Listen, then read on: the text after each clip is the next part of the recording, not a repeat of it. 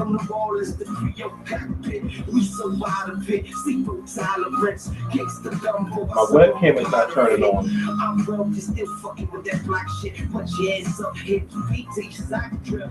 Don't stare, might fall and bust your ass. Most niggas at the garden, tell the garden to cut the grass. I hear them when they talk. I'm throwing pebbles at a bulletproof glass. That's cash money. Alright, I gotta try something. I gotta try something.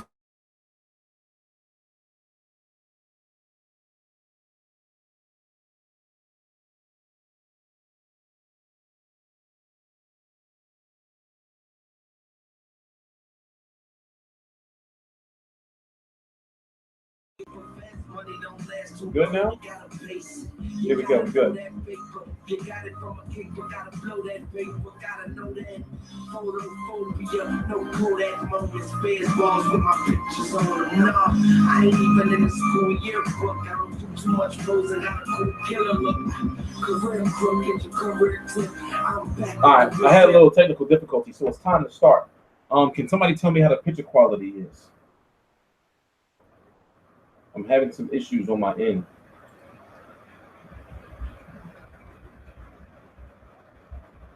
As I said, my computer and everything is away getting repaired. So the equipment I'm working on now is not powerful enough to do all this shit that I have to do. See what I'm saying? So, long story short, I've been dealing with like a lot of crashes. I'm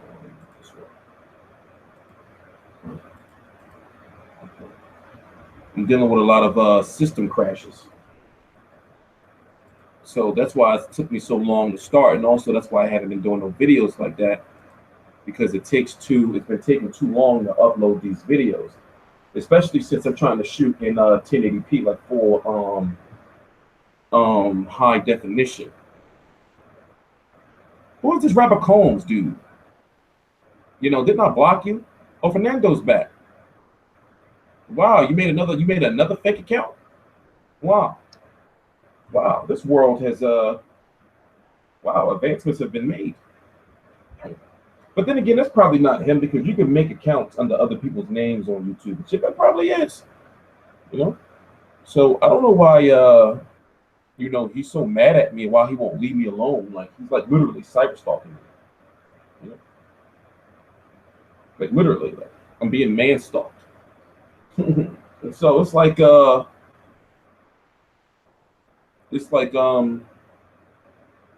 nigga Thurman ran from Garcia because he got hurt. Nah, dude is really hurt though.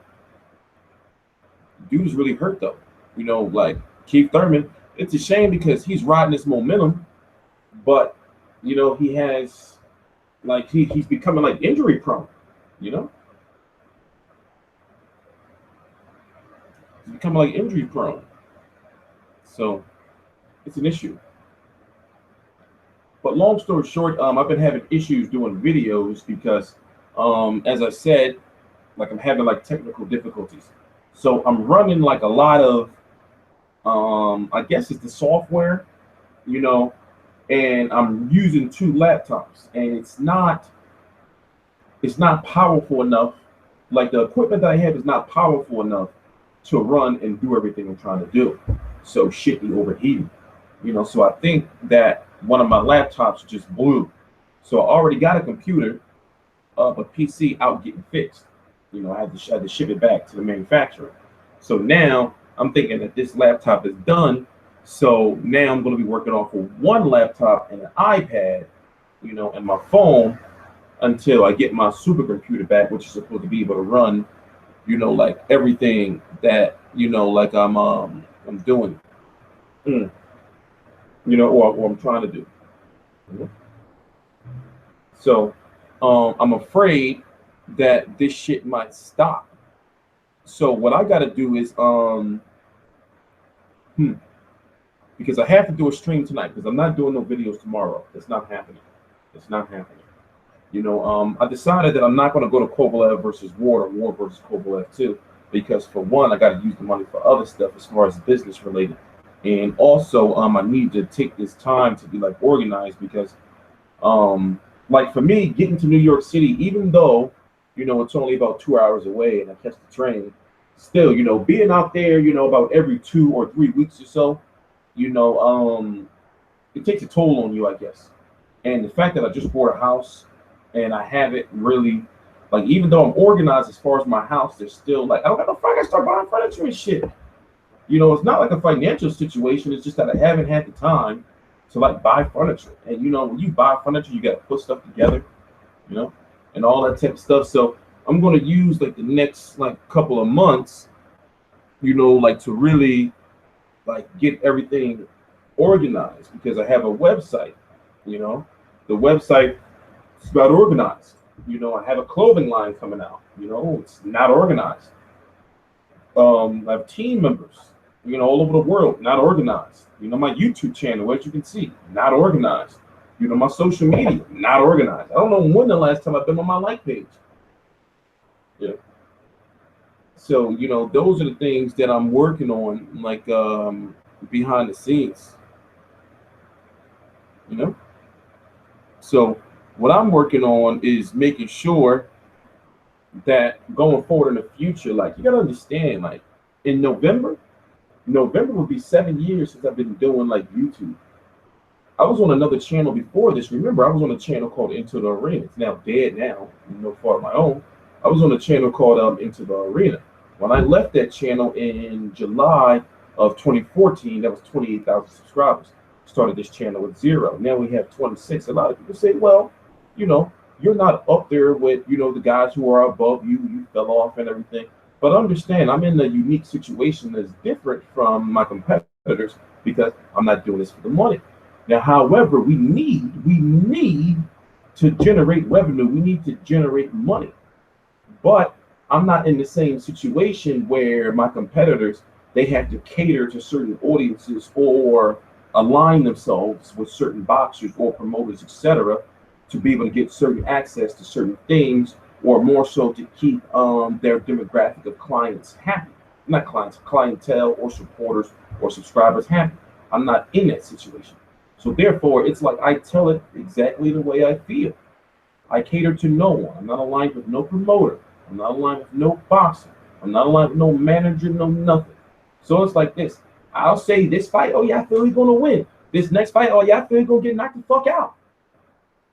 It is what it is. I call like I feel. Now, one thing I always say is like this. I don't gamble. So when I predict fights, I'm going off of the way I feel on the inside. Now, my predictions don't be off, but one thing you can get from my channel that's guaranteed is I'm going to tell you how fighters can win or not win. That's two things. I tell you the makeup of the fighter.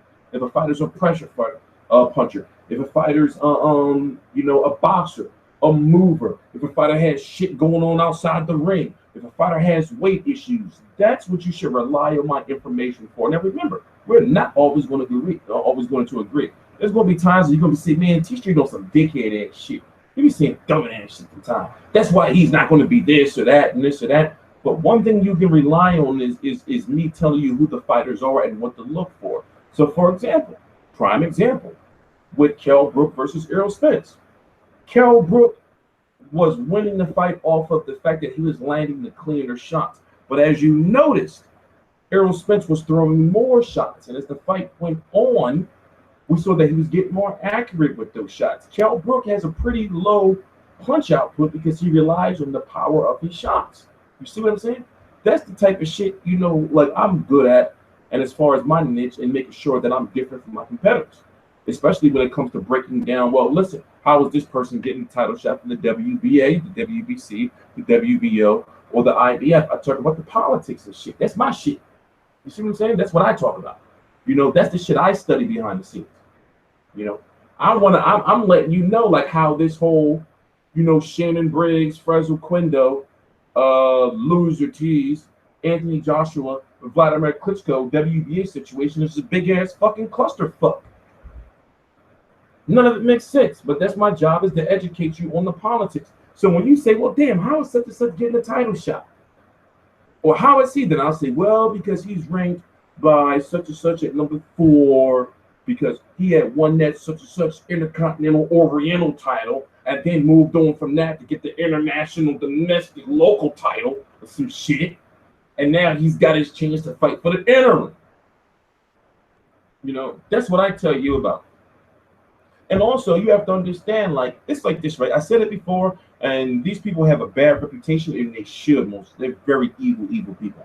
But one of the founding fathers of the Rothschild family, he says some shit like this, like, give me control of a nation's wealth and banking. I don't care what they do with the laws. It's basically, long story short, he was saying basically, I don't care what laws y'all make and everything, as long as I control y'all bread. As long as I got control of y'all money, I don't care what y'all, you know, all that shit, I don't care.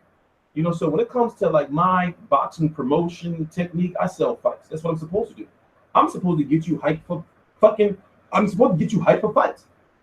You know, my job as a media member is not to take sides, to tell you how I feel, you know, but to also get you hyped for fights. Even if it's a fight that's going to be boring on paper, some old shit like fucking Caleb Truax versus Sergio Mora, or some old crazy shit like that. If it's some boring, nasty ass fight, you'd be surprised like how the storyline behind fights make fights interesting. You know, it can be a boring ass fight, but the storyline of who that fighter may fight next, what it means if that fighter loses, like the potential of a people saying, man, I don't want to see Devin Alexander versus Luis Collazo on the undercard of Broner versus Garcia. But guess what? Luis Collazo is on a good path right now. He was supposed to fight or heavily rumored to fight Errol Spence in the past. He's ranked number 4 by the IBF. Errol Spence he's not fighting Thurman next. Thurman is out until at least March of next year. So Luis Collazo's in a good situation. But if he fights Devin Alexander would pretty much take his spot in the rankings, but Devin Alexander's not ranked. He would take his spot in the rankings or somewhere close to that. You know, but if Luis Collazo wins, him being ranked number 4 by the IBF, and you know how the IBF work, that would move him into an elimination bout to be the number 1 contender for Errol Spence. Or since Al Heyman's the manager, promoter, you know, advisor of both of those fighters or all those fighters I mentioned, he's gonna say, well, Errol Spence, since Luis Collazo is ranked, fight him. You know, after Luis Collazo, if he beats Devin Alexander. But also, this is a career match for Devin Alexander, right? So the storyline behind the fight makes it a good fight, because if Devin Alexander loses, he's done. You see what I'm saying? So a lot of times the storyline behind all these fights make it, you know, you nigga not going to a fight because you're assembling IKEA furniture. Yeah, actually, yes. That's why, you know, I'm pissed. You know, yes. That's why I haven't been, you know, like fucking, like, yo, yes, that IKEA furniture ain't no fucking joke putting together. Oh, yeah, I got to block y'all. Not for like, I'm not going to block you for like forever. I'm going to block you for like 300 seconds because y'all want some, I was going to say the F word. I'm not. But you want some F word shit. Put you on timeout. And also remember, Fernando, if that's really you, you got some problems when you see me in person. So it's like this. I'm the type of person like this, right? 1 or 2 things are going to happen. I'm the type of person where if I say I'm going to do something, I'm going to do it.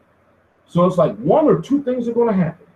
It's either when we meet each other, you're going to bitch up, or I'm going to bitch up. It's no better way to put it. So ain't going to be no trying to shake my hand and all that shit. You don't know me, bro. My bail money, I got my bail money. Because you probably going to rap. You know? So we're going to just leave it at that. So yeah, let me block you real quick. We'll put you on, you know, timeout. So it's like, there's 1 or 2 things are going to happen. We're going to be at a media workout. We're going to be at a press conference. We're going to be at whatever. I already met your homie. Barbershop Conversations. We talked. You know, at the what's that? The Berto versus Porter final press conference. You know, he a cool dude. I understand he on some humble shit. You know, the Barbershop Conversations dude. I'll say his name. The Barbershop Conversations dude. His channel. Type of shit in. We thought he a cool dude. I got no problem with him. But he said some shit like this. He said some shit like, you should mend some bridges or some shit before you come to LA. So I said, I ain't gonna lie, I told him. And I know you got the message, Fernando, if that's you. I told him, it was like, what? Like, mend the bridges? Like, nigga, who are you talking to? Like, I didn't start this shit. So if I see your homie, we got some issues. I hate to be like that, but it's like this. When I be at these media events and I'm working, I'm on some humble shit. But if you think you're gonna come into my reach, you're gonna have some issues. Simple as that. So I'm gonna give full warning. So it's like this. One or two things are gonna happen. It's either I'm all talk, right? Or it's like you're gonna clown me. One or two things gonna happen. It's either I'm a bitch or you a bitch. We're gonna find out who you are, brother. We're gonna find out who you are. So we're gonna leave it at that, man. We're gonna leave it with that. We're gonna leave it at that. So it's like, try me. I say that. Listen, I be local. I've worked events with Boxing Ego. I've worked events with the Boxing Boys. Me and the Boxing Boys cool. So it's like, you got a problem with me? Holla at me. Feel me? Say some shit. We're gonna find out. Is he all talk? We're gonna find out. So it is what it is. It is what it is. But yeah, anyway, I look at it like this, right? Kell Brook, okay. How much of bad luck is it for you to get both of your eye sockets broken in two different fights? Right? So I'm confused. Golovkin broke his left eye socket and Errol Spence broke the right, or is it vice versa? But either way, you know how crazy that sounds? So, here's the theories that people are coming up with. They're saying shit like, well, because he lost too much weight and the calcium is not in your bones. So I'm thinking like, damn, I got some shit to research, right? So is because he cutting all this weight, is his bone density all fucked up?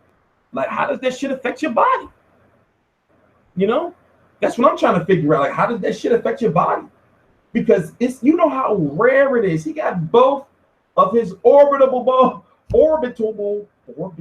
bones broken in two straight fights. You know how crazy that is? That's some freak accident type shit. That's crazy. That's crazy, yo. That's crazy. That sounds crazy, man. But the good thing is, on his part, now he's gonna have two titanium fucking eyes and shit. He like Wolverine in the face. So now if he lucky, somebody break his jaw, right? And he can get titanium jaw, titanium eyes. And he already got a chin for the most part. So he good. He'd be good, man. I don't know, but either way, if it's the left eye or the right eye, I'm confused. We just put it this way. We know that both his eye sockets is broken. So it's like this, right? Because both his eye sockets is broken. It's like, what the fuck? It don't matter which one. He had both of them broke. You got to get titanium in both of them. So, I'm thinking like, mentally, you got to understand where he's at. In that ring, he's fighting. He's in the fight that for the first half he was winning for the most part. And then he gets that deja vu, like, damn, I'm getting that same tingling feeling in my eye. He all blinking and shit. Errol Spence see that, like, oh shit, your other eye, bro, that shit's fucked up. I'm going at you.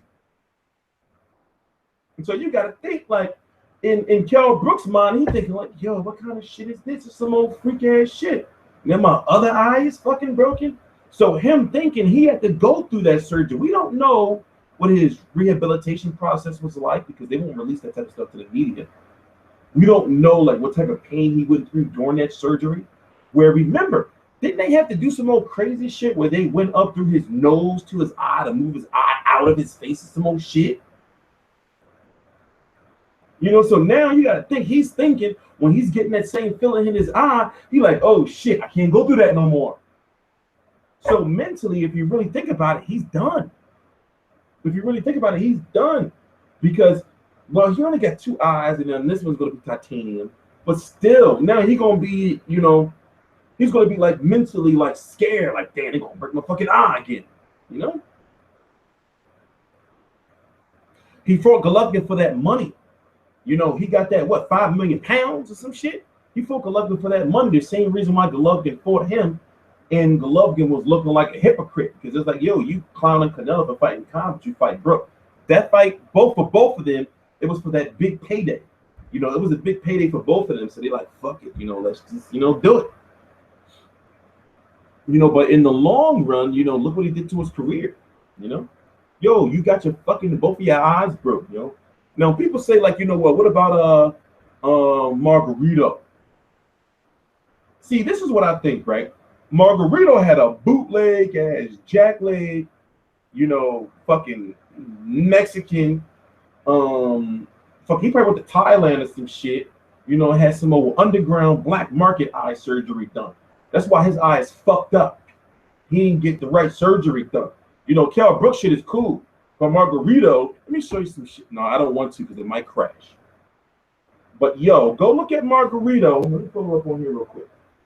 Go look at Margarito. Yo, listen, he had blink, right? But his fucked up dead ass eye will blink like 8 milliseconds, almost like a fucking full second or some shit before his other eye blink. And then it's just wide open. So when he do face-off stare downs, you know, after the press conference, the fighters will go up and stare down at each other and shit. He always got his sunglasses on. But if I was him, I wouldn't rock my sunglasses because if I'm the other fighter fighting Margarito and I'm facing off at him, looking at him that dead ass eye, I'm gonna be like, yeah, what the fuck, man? You know, I'm gonna be like, what the fuck is that shit, man? You know. Let me show y'all. I wish I had all. I can't wait till I get all this shit. You know, like fucking. Hold up. Fernando roasted me. How? Don't he work for somebody? He got a boss, don't he? I don't have no boss. Why y'all keep bringing him up? Like, dude is a loser, and I'm gonna smack him when I see him. Like, y'all think I'm a joke, huh? Oh, y'all instigating. That's what that's called. That's what that's called.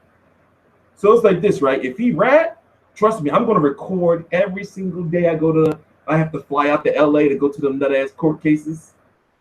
You know, every single day I'm gonna be like, yeah, man, he told, you know, I'm gonna stream every single day. Let me pull up this Antonio Margarito picture. I'm gonna be like, yeah, man, I had to fly out Ali because fucking LA because this dude, you know, told on me because he was talking shit, so I smacked him, you know. Yo, Robert Combs, on some real shit, you're about to get blocked forever because you want some bitch ass shit. But at the same time, I can't block you. Because as I said before, see, I be wanting to curse you out, but you on my dick, bro. No homo. But it's like, yo, people like you, your life revolve around me. You want to be where I'm at. And that's the real shit. That's the real truth. You know, because it's like, why are you so mad at me? You know? You up late, like, watching my video, like, on some hating and shit. So let me pull up Antonio Margarito eye. Like, trust me. You think you want some cool shit and you exposing me, you look like a clown. So if there was 2 lines of people thinking like, yeah, Robert Combs is right, or another line is saying, yo, he on some clown ass shit, trust me, that long ass line is the clown ass shit line. Let me see. Let me pull up. Oh, duh. Hey Siri. Antonio Margarito eye. Sorry, I couldn't find No, bitch. Antonio Margarito in your. To whom should I send your message? No.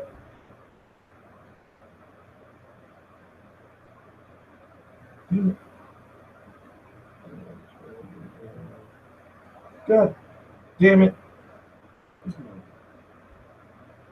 That's why I can't wait to get this shit all done.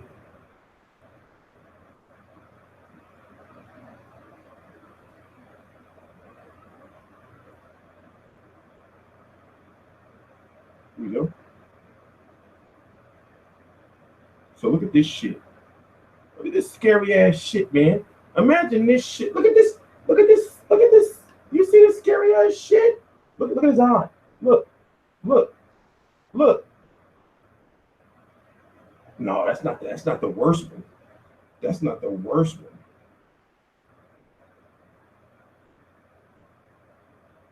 What the fuck is going on, bro? What the fuck is going on? I told you it was a dead eye. I told you that eye is dead, man. God is dead, man. Look, it's weird, yo. That shit's scary. That shit, it's all sunken in. That's glass. That's porcelain. Check out that one. That's some scary ass shit, right? That's grotesque. that's real. That's that's that's grotesque. That's just grotesque, yeah. That shit freaks me out.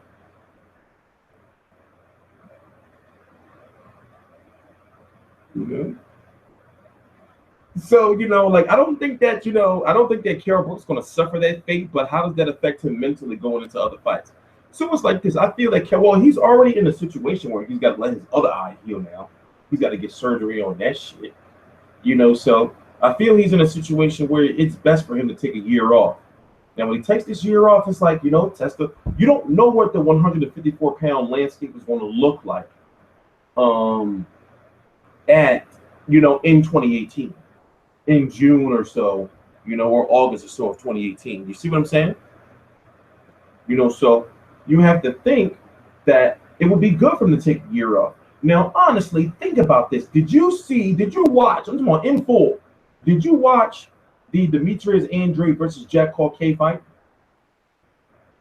Watching that fight alone, with the way Demetrius Andrade looked, and it's looking like he may only be on his way again to only fighting one time this year.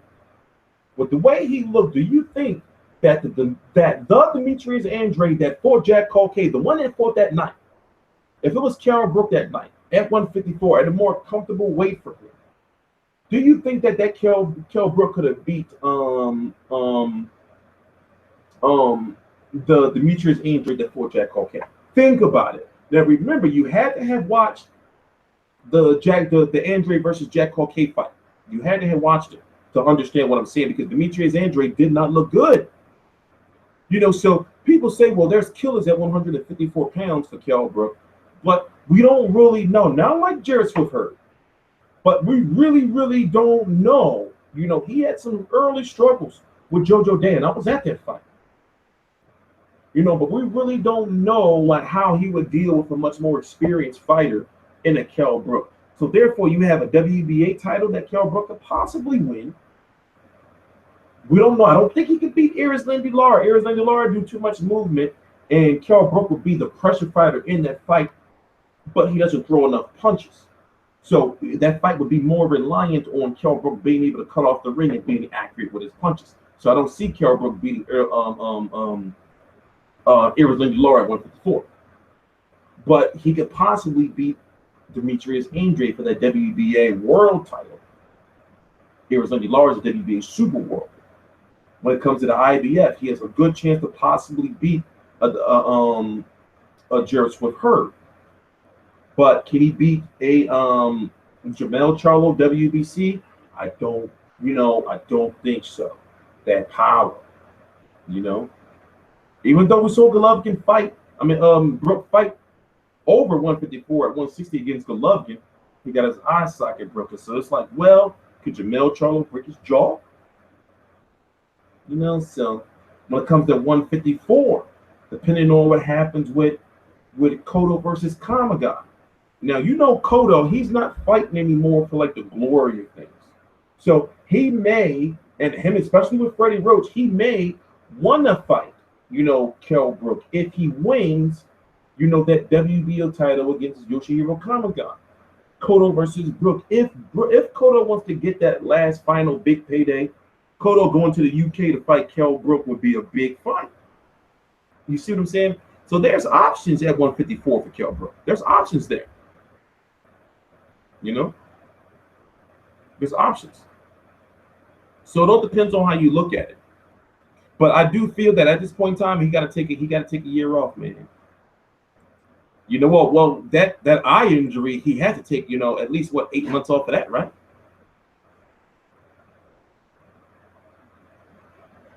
So it all depends on how you look at it. But either way, you have to give Kell Brook his respect, because he could have just moved up to 154. But however, you have to also not take credit away from Errol Spence, because people say, well, you know, if Kell Brook eye didn't get broken, then he was winning the fight. But yo, Errol Spence broke his eye. That's a knockout. No matter how you slice it, he broke his face. He beat him into submission. You know, you can't take away no credit from, you know, Errol Spence. Like, he broke his face. How do you, you know? You can't take that away from him. But the thing with Errol Spence is, you know, he may want Keith Thurman, but Errol Spence is one of those fighters that don't have too much say when it comes to Al Haymon. You see what I'm saying?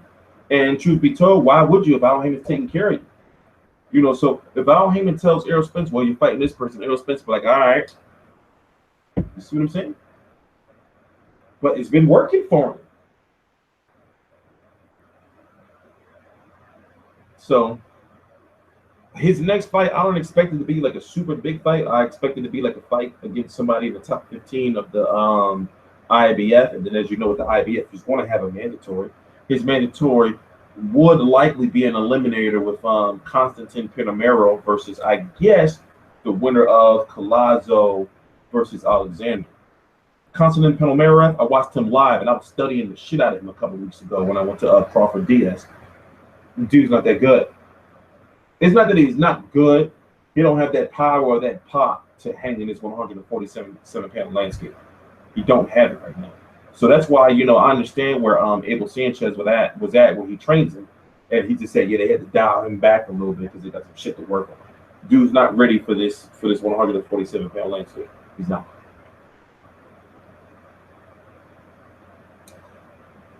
The reason why I'm not reading the comments is because, let me move this over here and read the comments off of this, is because my computer, my laptop is fucked up. You know, so my computer, my actual PC tower is away getting repaired. So my power is not, you know, I'm running a lot of stuff off of one laptop. I did have two, but I think the second one blew. Let me turn it on, see if the fan comes on. You know, so this shit can crash at any moment. So I can't wait for my computer to get back. So that's why, you know, like, I have a lot of software that I purchased that I can't run because I can't, you know, my PC, my laptop can't, you know, run it or it'll crash. So let's do this. So we're trying to see, I'm gonna try to at least get the chat on this, so I don't have to try to get some external drive. No, it's not the hard drives. The laptops are cool. You know, I have two of them. It's just that they're both 8 gigs of memory, but with what I do, I need at least 12 gigs. So it's not, you know, it's the memory, especially when you're doing live streams and you're trying to do live streams without lag, without video, you know, like at least in 720. This is 720p, but I'm trying to go to 1080p, and these can't support the 1080p. So let me finish what I was doing. I'm pulling the chat up so I don't have to keep turning, so I can see everything all in one shot.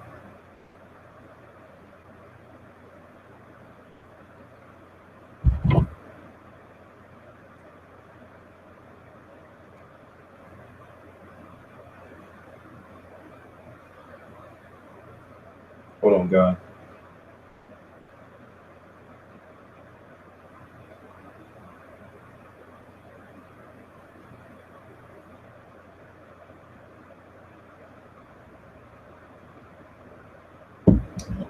So yeah, don't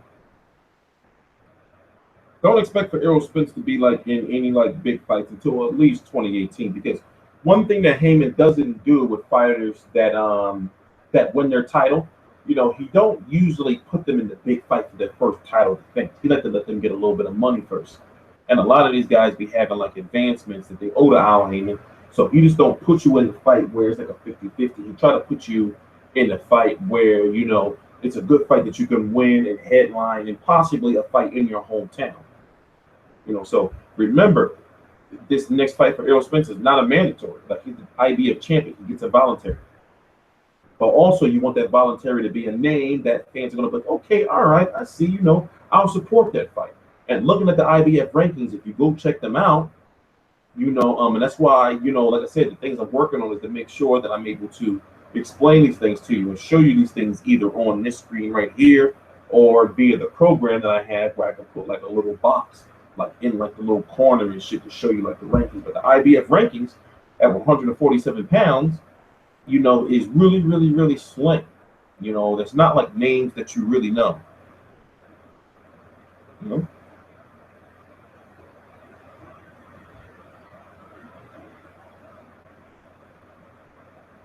Who it's harder, Keith or Kell? I would say Kell, but see, Thurman is more accurate, if that makes sense.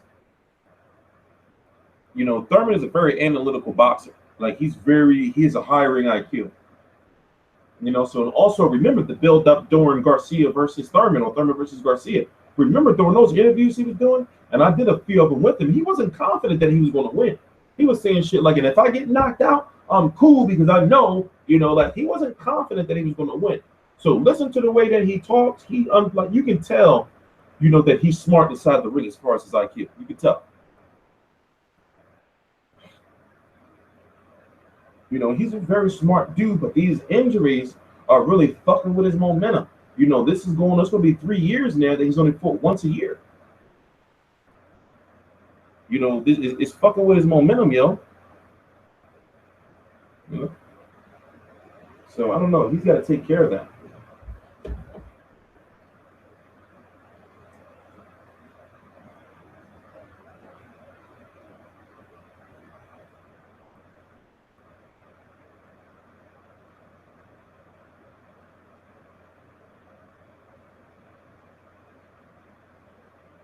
Chavez Jr. called out Danny Jacobs. Chavez Jr. could burn in hell. I'm pissed. I'm still pissed at him. That's why they scammed his ass. They wanted their money back. If it was me, I would have scammed him too. They was like, I guess I feel that them people like that British dude, because there was some British dude that set everything all up, and those hoes, they was like, man, this is a bullshit fight. Let's go scam him. They scammed him. They took his Canelo check, one of his Canelo checks, and that shit was probably at least for a couple of million. But they knew they couldn't. They knew they couldn't cash it. They just wanted to scam him. They took his watch. His wife come back. His wife was the one that exposed the whole shit. His wife was like, what'd she say? That after the fight and everything, after they got away from the press conference and all that shit, that was my press conference, they went to a bar or a club and they was having some drinks. Julio just got his ass whipped, put on a bullshit ass performance. So I understand, that he needed a little bit of something to drink. So his wife went to go put the babies to bed or something, right? So Chavez left at the bar, drinking. Some shady ass, dodgy ass British dude come up to him and like, yo, you Chavez Jr.? Yo, listen, I got these bitches. So his wife had already seen the chicks and people, they was plotting on him, right? Plotting on Chavez. So after his wife leaves, me and Chavez Jr., after his wife leaves, Chavez Jr. talking to the British dude, was like, yo, let's go get this room. I got these bitches. They fuck with you heavy. They want to see you, bro.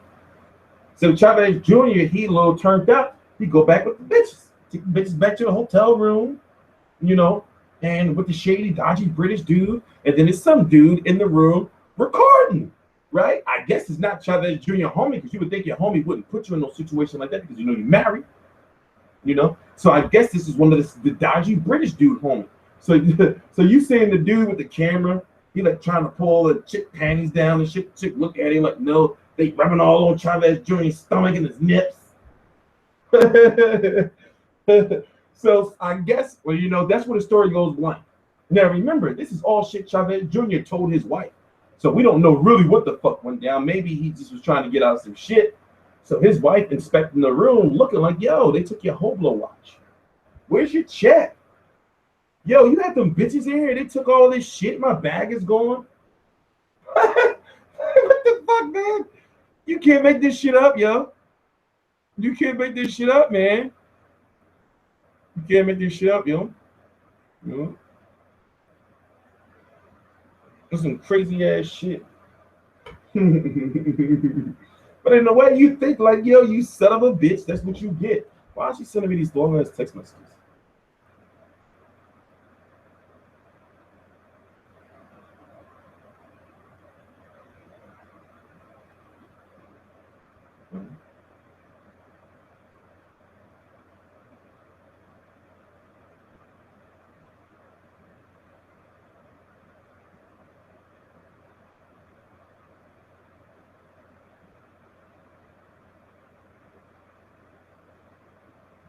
One minute.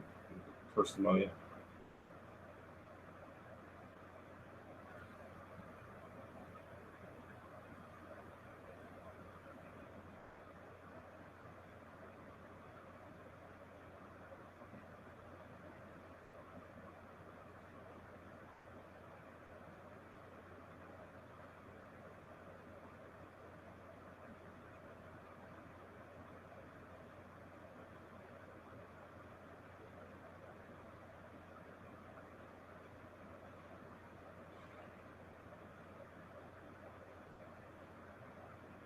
No time for this crap.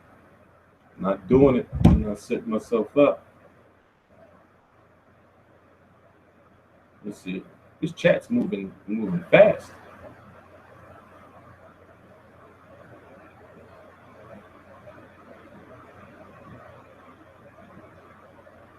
No, I don't believe that lame ass. It's not saying that I believe the lame excuse about Chavez. I'm just pointing out the story because it's like, it's like that's the type of shit you would tell your girl for your girl to feel sorry for you.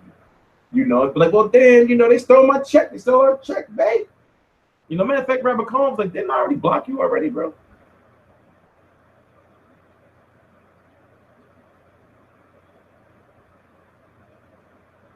Yeah, that's not Fernando because dude is trying too hard to get attention. That's not really Fernando. That's not really Fernando. Let me go to his channel. That's not really him. That can't be really him. No, that's not him. When you go to somebody's channel, but if that is him, that's fucked up because that means he's making like extra accounts after I blocked him before. So if that is really him, then that's fucked up. You want some weirdo shit. You know what? I do want to see Lomachenko versus Salido. Again, I do want to see that rematch because that would be a good loss for Lomachenko to avenge. But also, he's lost to Salido, so maybe he may have some mental shit going on with him and Salido. I mean, maybe he may, I don't know. But I wouldn't mind that rematch.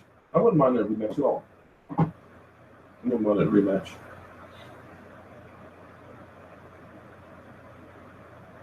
My other eye hurts. Oh man, did you fight Errol Spence? Sean Porter. Here's what people are saying right now. Now understand this.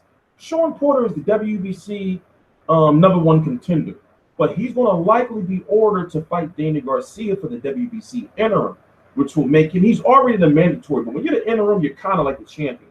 But this is a perfect reason for the WBC to have an interim title because Keith Thurman is hurt and they can't hold up that title. So, a lot of people are wondering, well, will Sean Porter fight Errol Spence? But as I said, Al Heyman doesn't usually work like that. He's got Sean Porter on that WBC path, and he's got Errol Spence who's the IBF champion. I don't think he'll have them fight next, but if they were to fight next, I don't think it would really make, sense. But who would really, really win? Errol Spence would have to show the best of his defense and the best of his ability to be able to hit Sean Porter with some shit to stop him from coming forward, right? Nope, I don't know what's going on, J. Rock Williams. I'm going to the Hank Lundy press conference on Wednesday here in Philly, and there's a fight on Friday here in Philly that I'm going to. So normally Philly fighters are there. The last time I got to talk to Jesse Hart, about Ward Kovalev. So yeah, we got to talk to Julian J. Rock Williams because he was doing an excellent job in that fight. He got knocked out because he wasn't respecting the power of Charlo. And Charlo was huge. We're talking about Jamal, the one that moved to 160. He didn't respect the power of Charlo. It would be Porter versus Bradley. But see, you got to understand, Timothy Bradley is managed by his wife, And you know, something about being managed by a family member or your wife, it just makes me think they wouldn't want you know you to be in tough matches like that. You know,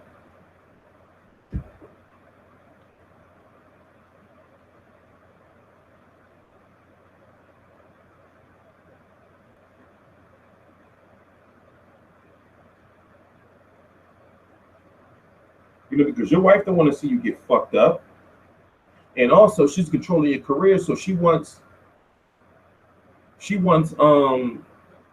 you to not only be in a safe fight, but a fight you can win in and you can make money. So it's a constant conflict of interest in like so many different ways. You know? So that's what that's what I think, my personal opinion. That being managed by a family member, it's like, well, like they're not really going to take risks, you know.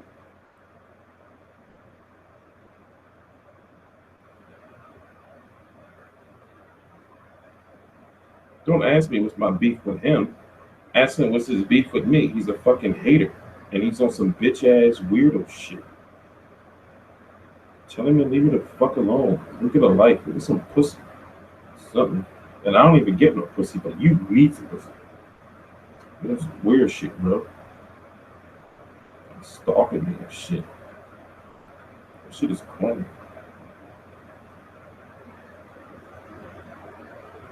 Mhm. That shit is weird.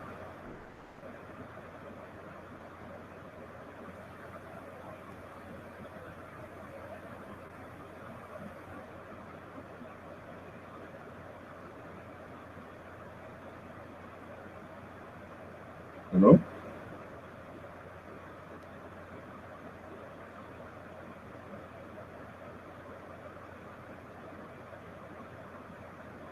Yeah, dude. Let me tell you. Let me tell you what dude did. Right? He was like, right. This has been going on for years. You know, dude was like, "You're never going to be nothing ever in life. You're never going to get to a fight. You're never going to interview fighters. You're never going to have a website. You're never going to do this or that or this or that." And everything he said I wasn't going to do, I've done. But at the same time, the nigga is stalking me. Like he's stalking me. Like there's something going on with his personal life with his bitch, or something where it's like he's gotta, like fuck with me. It's like, yo, get your shit together, man. You can do shit too. You know? You can do shit, bro. Go do some shit. Leave me the fuck alone. Stop making these fake accounts. Stop fucking trying to follow me on social media with these weird accounts that you be making. You on some weirdo shit. Like where did you grow up? Like where do you think this shit is cool from? Like where do you think this shit is from? Like where are you from? So it's like this. I'm telling you again. Just leave me alone. You don't want no problems with me, bro. And I don't want no problems with you. But you don't want no problems with me. Like, just go away. Like, why are you so concerned? You know? Just go away. Just go do some shit. You know? Go do interviews and shit. Mr. Interview Dude. Go do some shit. You know? Go do something. Leave me the fuck alone. You coming in here fucking on the late night, like harassing me and shit. Like, what the fuck did I do to you? Like, why are you so angry? Did y'all notice? Did y'all see the statement that Oscar De La Hoya released about Canelo and Glove getting Mayweather versus McGregor? I'm wondering if it's something that he knows that we don't know, that maybe that they're really trying as far as Showtime and Floyd Mayweather and Al Heyman and Dana White. They're really trying to get that September, what is it, 17th date? Because that statement was deep. Like he was really on some, disdain for it. That ain't the real Fernando. That's just a troll. I think so. Because dude is outrageous, but at the same time, if it is him, that's fucked up. That's some weirdo shit, right? If that really is him, that'd be fucked up. But at the same time, let me see. Here's the thing, like you don't want to. Okay, put it this way: YouTube has this formula, like where you get like paid like more off like interactions and shit. So people like Fernando, or if that is him or that fake account, you actually get paid more from those type of people because they continuously watch your videos because they are your biggest supporters in a sense. So your haters and everything, they don't subscribe to your channel, but yet they are the ones who watch your videos. You know, they won't subscribe because they don't want you to see that they subscribe, but they'll watch your videos. You know, they watch your videos in their entirety. So in a way, like they're really your biggest supporters.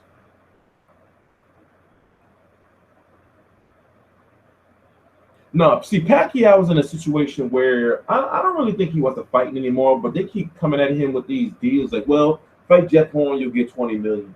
But, you know, if you notice in the media, they saying like he's not looking good. Pacquiao don't really want to fight no more. Listen, he's almost 40. You know, he's already made enough money to get out of debt and everything. He's cool. And then he's not just cool financially. Remember, Pacquiao is a cultural icon. Do not forget that. He is a whole country that loves him. A country. Do not forget that. So even if he was to go broke in a boxing sense, he has a country behind him. You see what I'm saying? So you can't, you know. So dude don't need, you know, to fight anymore. You don't need to, you know, to make any money no more, for real. And truth be told, from what I've learned, he shouldn't even be fighting anymore because of his you know, his position in government. There's party members of his that's pissed off at him. It's like, yo, how are y'all allowing him to fight? And he got political shit that he got to be handling. But Pacquiao cooled the president over there in the Philippines. And that Filipino president, I forgot his name, he's a goon. Real shit. Dude is a goon. You know, dude on some goon shit, for real. You know? Yeah, Pacquiao is holding that belt hostage.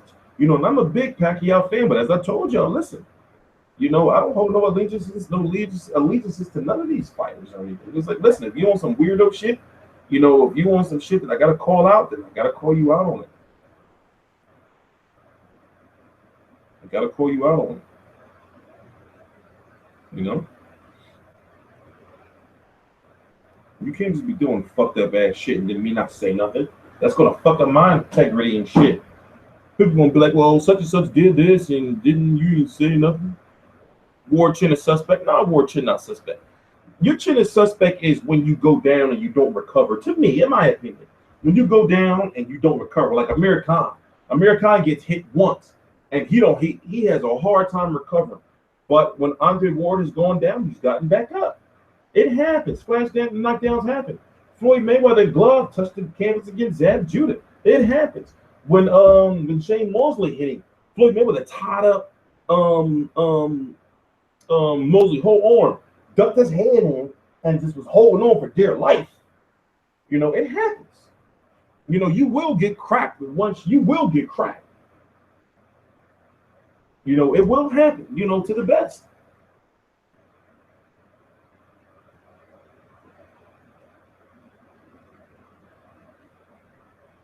Kovalev's skills are not suspect. Kovalev is a very good boxer. People remember, don't fraud. Remember, before Kovalev fought Ward, Ward was considered the best pound-for-pound fighter in the world. The only reason why he wasn't unanimous pound-for-pound fighter in the world because of his inactivity. But overall, on a large portion of people's pound-for-pound list, he was number one. Kovalev's skills are highly under. He's a very good. Kovalev is a very good boxer. Remember, he's got the jab, right? He's got the punch variety. He can beat you to the body if he wants to. You know, like, and the fact that he gassed out during that fight, and still did what he did, because you could tell he was gassed. He said he gassed out in round 5, but it looked like he gassed out around like round 7 or 8 or so. But he said round 5. You know, so Kovalev is a very, very, very, very good boxer, yo. You know, don't disrespect Kovalev like that. You can hold it down. You know, even though I do feel he is borderline racist. I do feel he's borderline. You know, but dude is a very good boxer. You know, don't be like that, boxing fans. Like, dude is a good boxer for real. I'm talking about like boxer. Like he can, you know, he can jab with you. He can punch with you. He's got the defense. Dude, not a joke. Don't be disrespectful. Don't be disrespectful.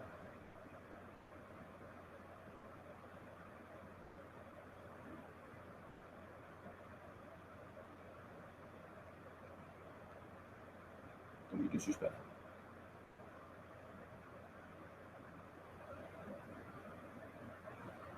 Kovalev is very good at controlling distance.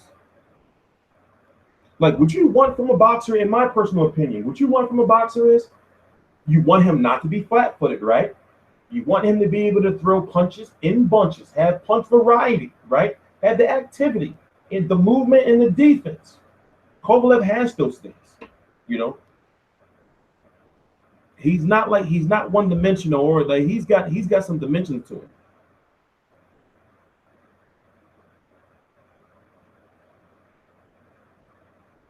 No, put it this way. I think Kovalev's racism comes from ignorance. I don't think he be on some shit like, oh, this fucking nigger. You see what I'm saying? I just think that his shit be like, oh shit, ha ha ha, you know, black guys be like this. You know, like, so it's like this, right? Just like I feel like Angel Garcia is not racist. You know, and I remember I interviewed both of them. I interviewed Angel Garcia and Kovalev. So when I'm looking at him, I'm thinking to myself, like, man,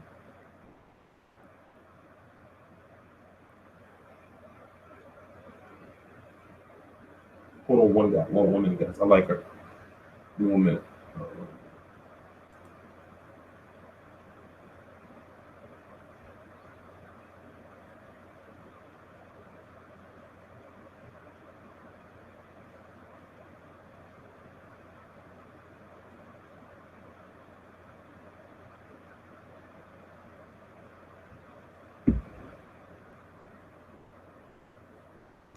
Hold on one minute. I'm sending some text messages. I don't even know why I cut the camera off.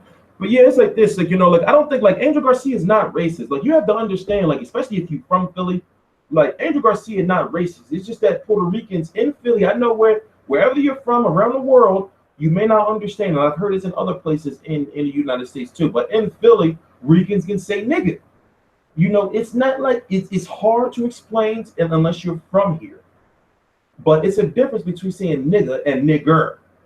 And where Angel Garcia is from, where Danny Garcia is from, it's a mixed melting pot of cultures, as far as more so Rican and black. And you have white mixed in there in those areas. But yo, it's not like I didn't take it as racist. I didn't realize that people thought it was racist until I was going home, you know, and I'm on the train and I'm reading the comments and people saying shit like Angel Garcia called, you know, Keith Thurman a nigger. And I said, oh, he said nigga, but then I had to think, like, well, wait a minute. People thinking that he's calling him as like a racial slur. He's calling them like as far as disrespectful, but he's saying it as far as like, yeah, you's a bitch ass nigga, but not like a nigger, like, you know, you're a nothing ass. I don't know. It's you know, I don't want to talk about that no more. You know, Zab Judah tried to kill Angel Garcia. Angel Garcia said Zab Judah has showed up with all these goons. You know, they had fucked up all the cars and shit, all Team Garcia cars. They was trapped in models. So then they had to go get the AKs and, you know, the story just got outrageous. You know, y'all remember the story when he started talking about, you know, how he was ready for this war. So Angel Garcia still got some beef with Zab Judah. He was pissed. He's like, yeah, yo, Zab Judah tried to kill us, bro. He tried to kill us. And he said it just like that. I'm like, oh shit. So the dude from Fight Hype asked him, was like, well, how did he try to kill you? Because I'm still lost. So when he started talking about the Zab Judah situation, that's when he had a whole drop that pipe bomb, you know, about the cat piss and everything. So I was still like in like a zone, like trying to decipher that shit that he said. And then the Fight Hype dude asked him a question. And that's when he was just, and that's when he just told us, oh yeah, Zab Judah, you know, tried to kill us. So that shit just was on some crazy shit. You know, so that's one thing when it comes to these boxers, man, or like these people that work, or like the managers or promoters, you never know what the fuck they're gonna say. You know, sometimes I'll be sitting there just holding the camera. I'd be like, what the fuck is going on? I'd be like, what the fuck is going on? Because when I told y'all before, like when Angel Garcia just kept freaking out, I just was wondering and just looking like, this shit is madness. Like, is he saying what, you know, he's talking about crack rock and what was it? He's like, and we ready for this revolution. We got AKs, we got the bulletproof vest, we're ready for this war. You know, and this shit was getting outrageous. And at that point in time, the shit that went so far left from my question, I was so confused. I was like, what the fuck is he talking about? Like, I was like, is there going to be an apocalypse coming? Do he know something? Because he's inside with Heyman and Illuminati? You know? You never know what the fuck is gonna go down at these events. You never know, yo. You never know how when shit is gonna pop off. You just gotta be ready. You got to be ready. And with what I do, you don't really understand like how crazy that shit is until like you go home and you're editing that shit. You be like, what the fuck was this? What the fuck was this shit I just was at? Like when I was at that when I was talking to Keith Thurman, right? And we sitting at the table, and he's like, "Can you beat me?" He's like, "No." He is like, "But I tell my family, don't you shed a tear if I go down." And he started getting all philosophical and shit. And I was thinking like when I was editing the video or when I uploaded the video, people was like, "Yo, T Street, he said he said you can't beat him." And shit, I wasn't looking at it like that. And hell yeah, Keith Thurman would fuck me up. But yeah, man, that shit is crazy, yo. You never know how these motherfuckers gonna be, yo. Them boxers be on some crazy shit, yo. Them motherfuckers are crazy. them boxers. Oh yeah, B-Hop. Oh, let me not. Being blessed as I am, I've had a chance to interview B-Hop and talk to him several times. That motherfucker, you don't know what the fuck be going on. You would ask him one thing, you'll be like, "Oh, B-Hop, how's Camp?" You be like, "How's Camp, Trent?" You like, "How's Camp, Champ?" And he'd be like, "Well, see, the mind doesn't, but see, you don't know because I've been there before." So when I went back all those years ago, I said, straight out of Greatest, we got to go back to the future to find what we left. Because a lot of people don't remember that. But we did it. When they said, you're like, "What the fuck is going on, B.I.?" But see, when you listening to it, you be like, y'all be dropping that knowledge. But then, when you go home and you like listening to that shit, you like, "What the fuck is this old man talking about?" People like, "What the fuck? What the fuck did he just?" You try to decipher that shit because that shit be sounding good. That shit be flowing. But then you go to listen and you be like, "What the fuck? Like, what the fuck was that shit he was talking about?" But you be like, "Well, that shit was some old inspirational ass shit." You know, he's got that wisdom, but only he know what the fuck that shit be. But it's cool. I'm grateful. But that shit do be whack when you ask a boxer a question and they just go like way on some more other shit. You be like, "Yo, bro, people don't want to hear that, man."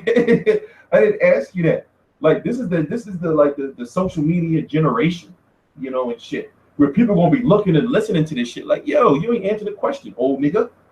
Like, yo, the internet is harsh. That's not me saying that. You gotta see some of the comments that people be saying. The internet is harsh, yo. They will fucking, the internet will slaughter you. They be like, "Yo, his old ass ain't talking about shit." That shit, the internet don't hold no punches. They'll punch you right in the gut. Yeah, George Groves better get out of here, man. George Groves, see, put it just like this. I've been really trying to bury the hatchet with George Groves. WBA world champion, St. George Groves. We have a long history. Way back from the other channel. And he's been known to be like the son of a bitch. But it's like, I reached out to him and we were very close to finalizing a very, very delicate truce. But then, like he blocked me again. He blocked me. Like he blocked me on fucking Twitter. And I thought everything was cool. So long story short, I used to go in on George Groves before he got knocked out by Carl Froch for the 80,000 when that was the record at the time. So since then, like long story short, I found that the video had got back to him. So he blocked me, then unblocked me, and then I was inboxing him and shit and was like, "Yo, I'm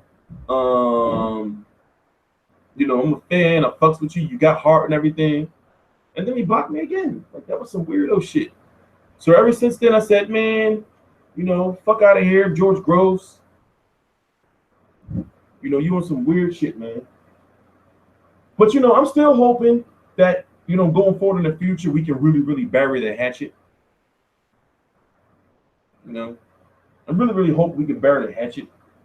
So it's been years in the making. So one day, I really feel one day me and him are going to be in the same room and I'm going to have to ask him, like, "Yo, you remember me, George Groves?"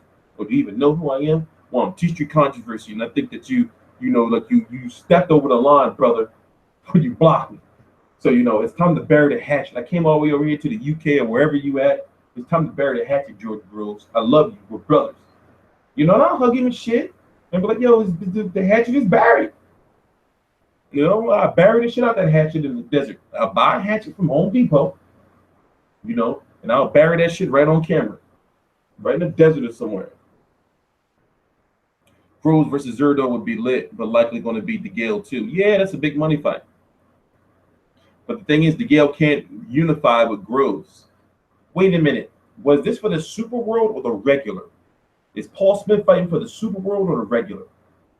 That's some research that has to be done.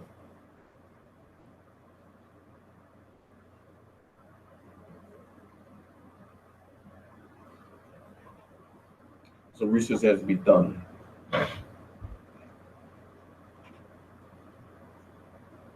Yeah, I'm a single as Lucy.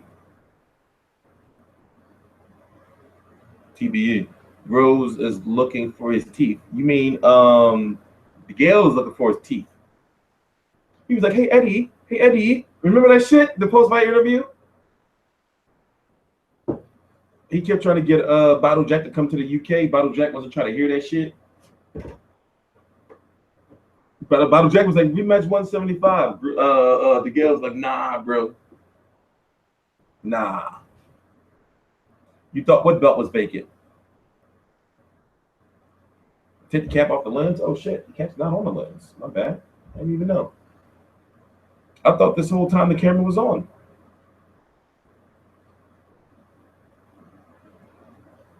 What? Get out of here. Stephanie, I don't know you. Stop asking me questions. You're going too far. Are you divorced? If so, how do you take care of the child? My child is taken care of for the future. It's none of your business, lady. Well, you're probably not even a lady. You're probably Fernando making another fake account for you. Is that you, Fernando? Huh? So we found you out, Fernando. That's Fernando. Don't fall for it, guys. That's Fernando or his clique. Or his posse. Right? We found you out, Fernando.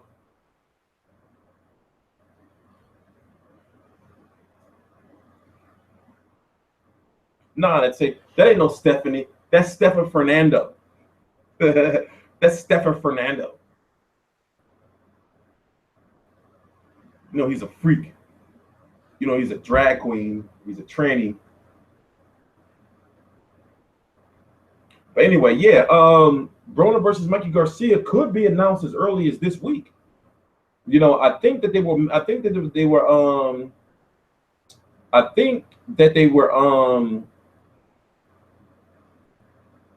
you know, waiting for Broner to get out of jail.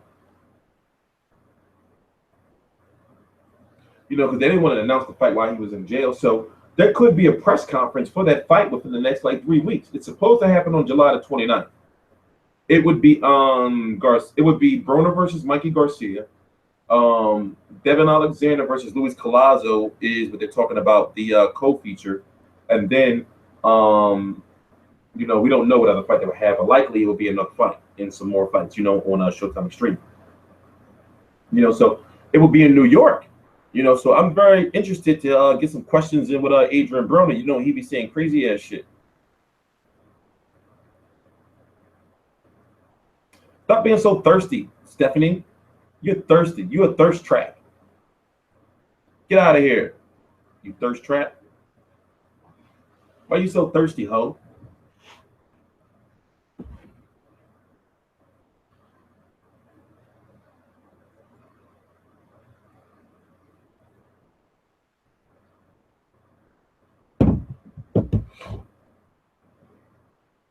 Mike got time for your thirst. Go quench it. Go have some. Go get some H2O. Do you think Broner knows who you are, T Street? Oh, that motherfucker knows.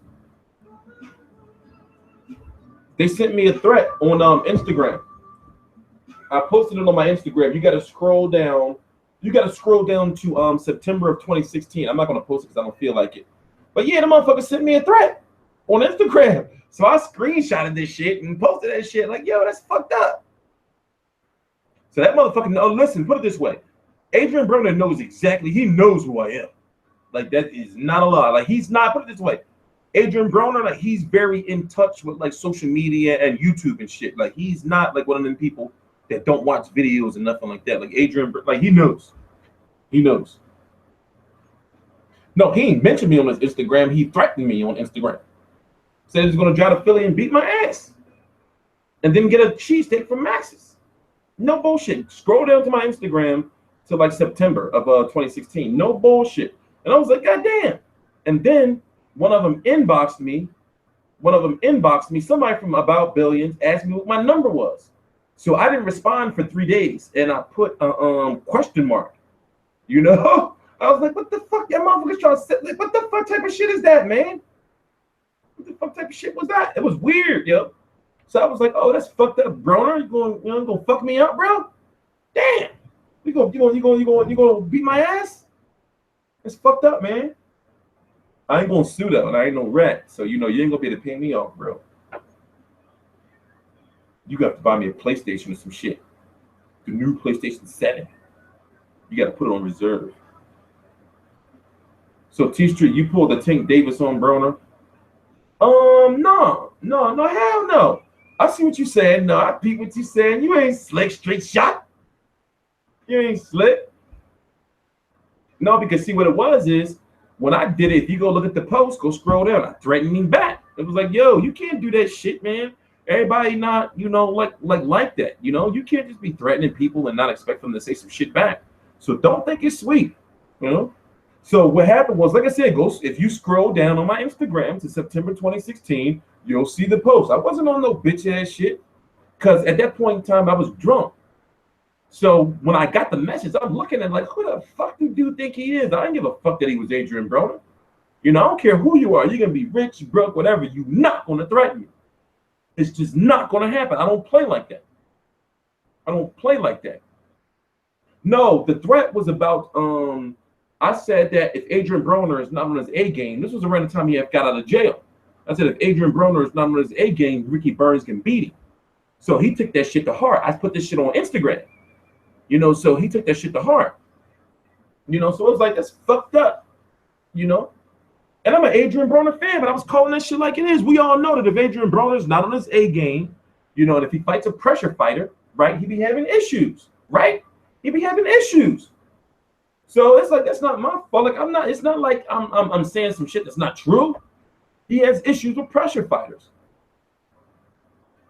So that whole little situation was weird because I looked and it was like, like About Billions send like direct message.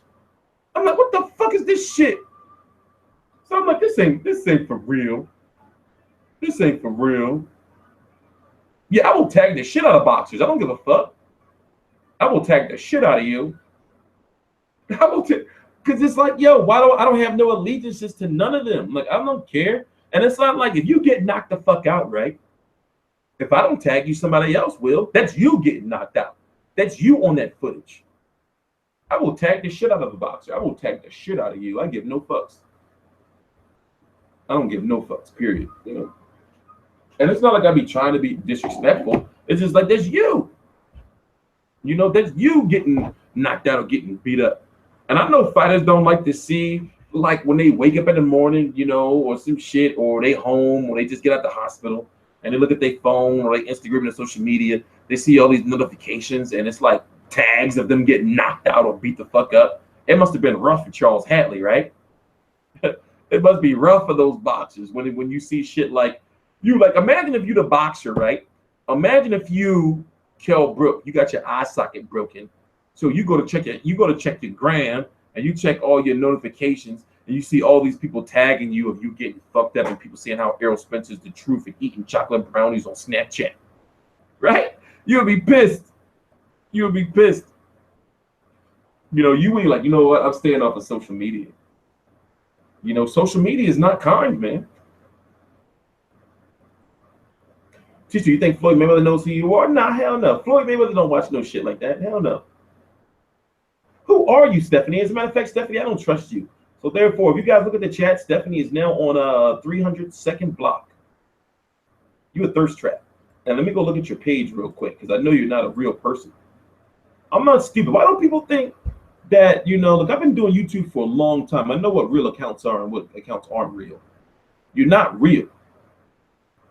So stop frauding. And truth be told, if since you got a fake account, then you likely know how to work YouTube. So therefore, you should know that I know how to get what your real account that you signed up with. I can find out who you are. Don't play games with me, whoever you are, you weirdo. I can find out who your real fake account is. Don't fuck around with me. Why don't people think like I'm a dickhead or I don't be, knowing shit? Why don't people keep insulting my intelligence? In all aspects of my life, my personal life, my fucking, God damn it, Fernando, you're blocked again. One more time, Fernando. You fake Fernando. So this is what it is.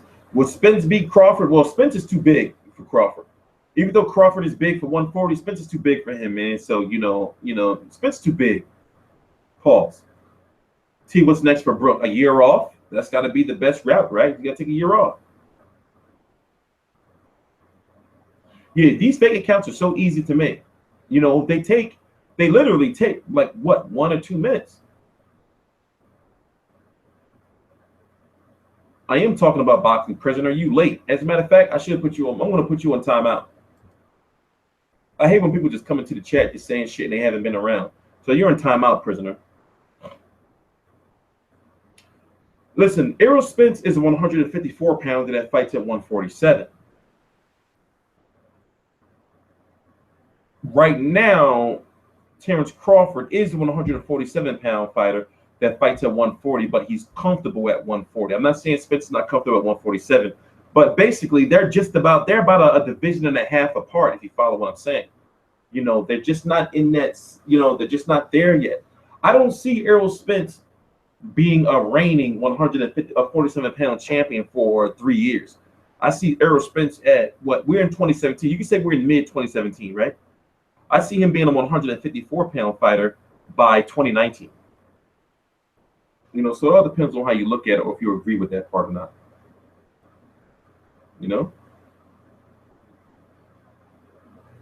Is Brooks the next Ortiz Margarito? Nah, because Ortiz is really really a quitter. He be on some he's mentally broken. Ortiz's eye is just fucked up. So really we don't know really about Kell Brook yet because he's got 2 titanium eyes now and he's getting a good job.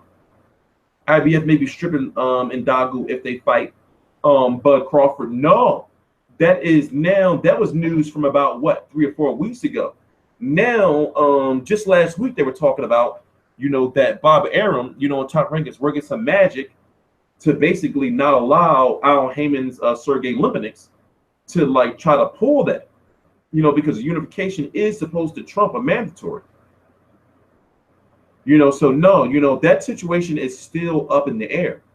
That situation is still up in the air, and a lot of people may not, they don't put it this way. They know, but they don't want to give him enough credit. Bob Arum is a very powerful, boxing promoter. Top Rank is a very powerful promotional company. So, for them to allow, it's no point in fighting in Ndangu, right? Unless that belt is on the line for real, for real.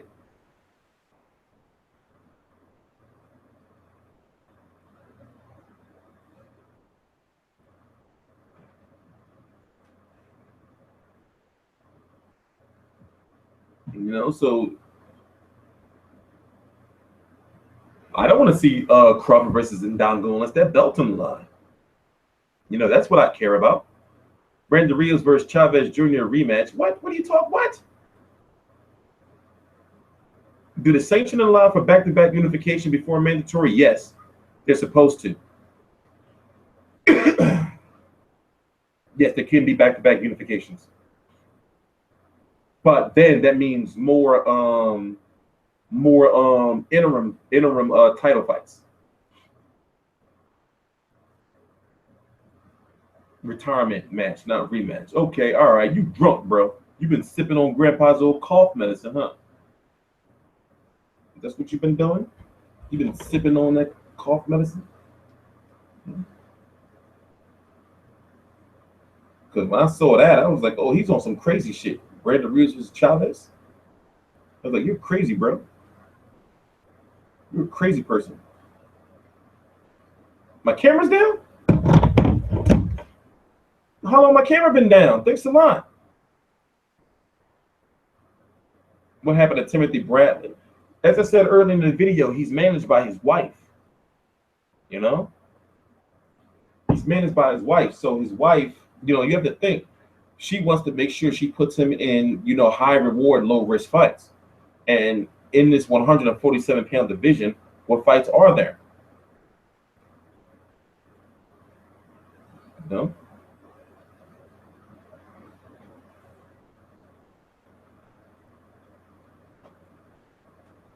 No, I didn't say you're crazy. I'm just saying that you're on bath salts. That's what I'm saying. You're not crazy. You're just on those bath salts. Hold on. Let me try to move some of this shit around. What's going on with Roman Gonzalez? He's on injury leave. Him and Suriskat, Song Young Rai. I forgot to pronounce his name. You know, they're on injury leave. You know, so you're supposed to have Caldress versus somebody, I forgot, soon for the WBC interim. And then the winner of that fights the winner of the mandatory between Sarakit Rungsungyai, whatever his name is, versus no, I have a Dell, and I have a Dell computer, and I have a HP Pavilion G7. As far as laptops. Nigga, are you high? I never seen you before. Matter of fact, you're in timeout. Oh, you're not talking to me. All right, I'm not gonna time out you. No, Roman is underrated. I thought you were talking to me, bro. I was about to block you. All right, who would be a good fight for Julian J-Rock? That's just, see, at this point in time, he's gonna be on a comeback path, on the comeback trail. So that's hard to say, because, you know, knowing the way Al Heyman matches his fighters, but one thing is for sure is J-Rock's got to be active. You know, like, you got to keep him active, because you don't want like a knockout loss like that to like mentally affect him, and for that to be on his mind too long. You got to get him back into winning. You know, but that's hard to say. But now at this point in time, I think that it's good, you know, for J-Rock to start fighting in Philly. You know, we got to start getting these fighters fighting in Philly, man. Jared Hurd versus Austin Trout would be sick, and we don't know what's going on with Austin Trout. Austin Trout and J-Rock would be good. Would you want to see that? J-Rock versus Rosado would be good too.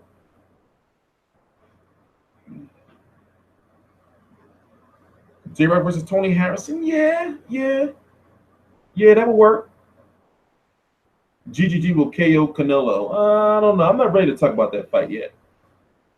Will Pranarov be the mandatory for Spence? No, there's going to be. Okay, here's the way I look at it.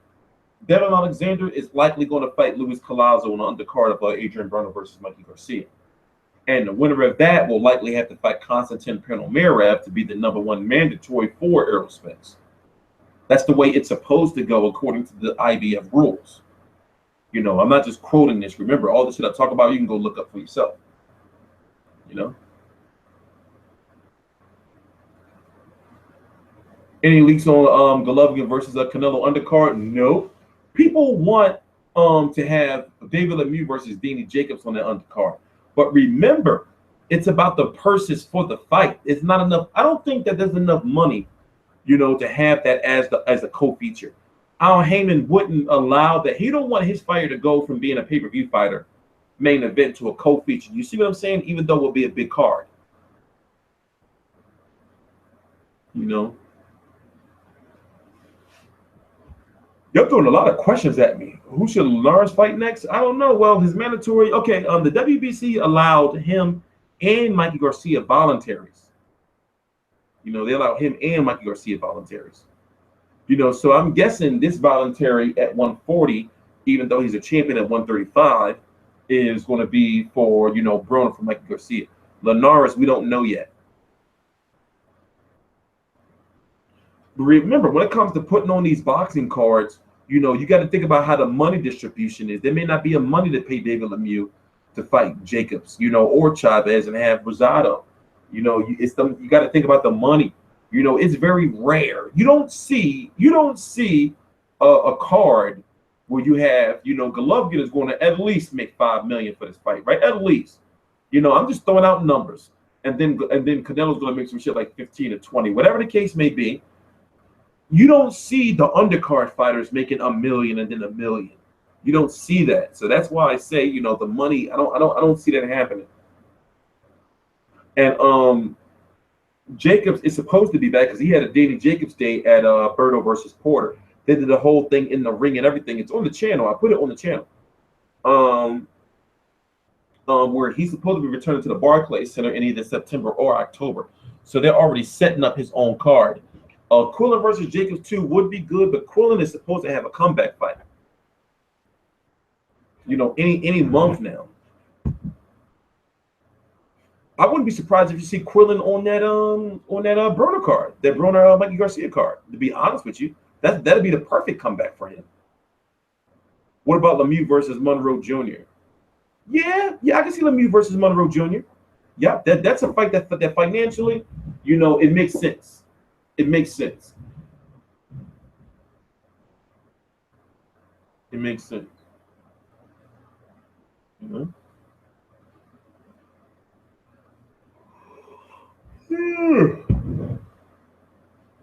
Yeah, I would want to see Cotto versus Bradley. I would really want to see that fight. But, you know, well, Cotto's in a tough spot where he can't really be a diva anymore. Billy Joe Saunders is on some other shit right now. I don't know what's going on with him. I'm a big fan of Billy Joe Saunders. I really think he can, you know, do some real, like, you know, business in the 160-pound division. But, you know, it's just, you know, like, I feel like this. If Billy Joe Saunders was with Matchroom, he would be doing major shit. You see what I'm saying? But right now, you know, Frank Warren, you know, even though they have like that foundation and Box Nation is really like a godsend, I just don't think that they have it, man. And they got BT Sport. I just don't think that right now, you know, I really feel that if Billy Joe Saunders was with Matchroom, you know, he would be like, you know, doing major numbers. And the thing about Billy Joe Saunders is he's got a mouthpiece. He can sell fights. Like he's like Billy Joe Saunders is very charismatic. He's very good on the microphone. But then again, I'm kind of biased anyway when it comes to Billy Joe Saunders a little bit. Because I'm a fan. I like Billy Joe. Yo, Billy Joe cool ass, you know, like I like his fighting style, you know, and I like the fact that he can talk on a microphone. I'm a fan. You know. But do I think he can beat Golovkin or Canelo based off his last fight? No. Not at all. But he does have potential to. You know?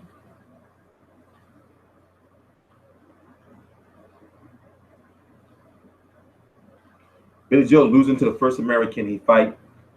You know, he's got to stay active, man. Like him being like not active, and he's the type of fighter where he will, you know, blow up in weight sometimes in between fights. He's got to stay active, yo. Like he's got the skills. Like he's a very good boxer, and he's shown that he has a chin. One of the biggest issues with Billy Joe Saunders is we've known and noticed that, and later on in fights, what does he do? He starts chilling on the ropes and he gasses out. We noticed that, right? He does win his fights. But we noticed, like, you know, later on, mid to late in the fights, he started to start chilling on the ropes. That's known about him. He starts to slow down. You know, that second half of the fight, especially the later portion of the fight, you know, Chris Eubank Jr. started laying hands on him. And let's not talk about Chris Eubank Jr. That guy, all those burnt bridges. Is there a possibility of Robert Easter versus Flanagan next? Yes, after or if Easter beats Shirikov, I forgot how to pronounce his name. Yes, very possible. Very, very, very possible. Who's next for James DeGale? It could be, since the Anthony Durrell fight is not signed yet, it could be Caleb Smith. It could be who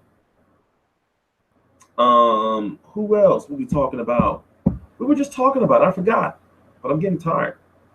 Spence versus Thurman in October or November not happening because Keith Thurman is injured and he can't have any type of training for 6 months.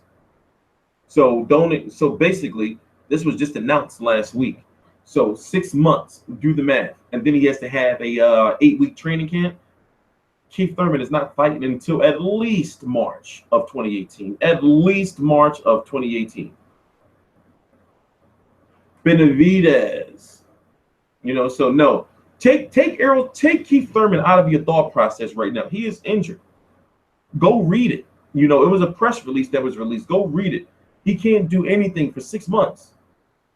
So which means that after the 6 months is up, he's still got to go through a negotiation period, or if not a negotiation period, it's still 8-week training camp. He's not fighting no time soon. No time soon. Yeah, Robert Guerrero is fighting Omar Figueroa, and I'm interested in that fight. I'm really interested in that fight. PBC on Fox.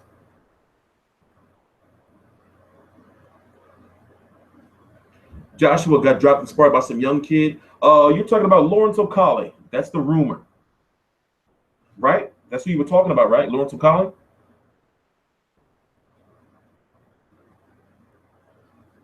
I wouldn't be surprised though. But that rumor came out like several months ago. Unless you're talking about something different, something new. I haven't heard it. No, Spence Thurman won't happen until at least Dubois. But Dubois, you serious? You sure it's not O'Colly?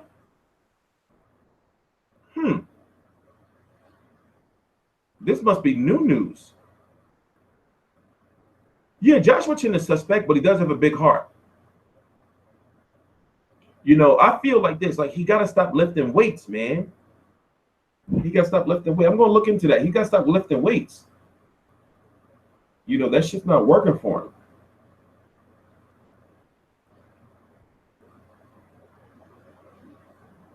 I'm pretty sure that Lawrence O'Colly had knocked him down in sparring too. I'm sure of that. But I didn't know it was Dubois too. That must be new. Or within the last few months. I know for sure that Lawrence O'Colly did.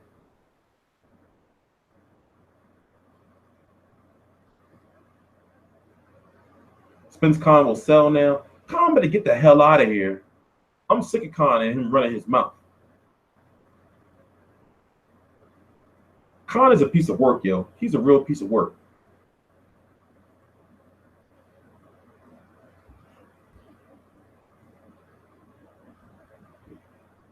You heard that about a week ago. Okay, I was going to say, yeah, that's relatively new news. Relatively. Because the Lawrence O'Colly talk, that was like a year ago, right? Less than a year ago, about what, 8-10 months ago, when they were talking about, Lawrence O'Colly knocked him out in or put him down in sparring. They don't have to like me. Wilder Joshua is truly 50-50. I feel the same way. See, here's the thing. Wilder's right hand is devastating. But when it comes to Anthony Joshua, all of his punches are devastating. But the thing is, he got that gas out problem. If Wilder works off of the jab, and he has to do a lot of movement. If he works off of that jab, because he's got those long arms, he's good. But I'm afraid of how Wilder, when he starts swinging all wild, I'm afraid of a counterpunch. No, I'm not talking about boxing media. Matter of fact, I'm going to put you on timeout. D-Lo Cowboys.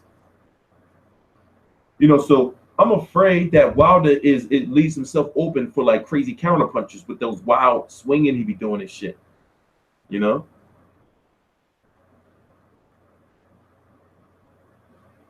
But Wilder is he's got a very skilled jab though.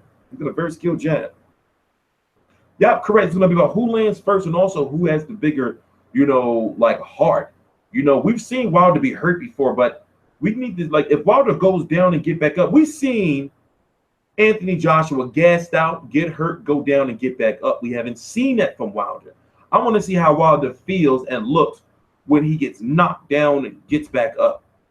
Anthony Joshua's good, yo. He's good. He's good. You have to give him credit. The biggest flaw, not the only, the biggest flaw I feel he has is all the weightlifting and the stamina and endurance. You know, and the head movement is not really there, you know?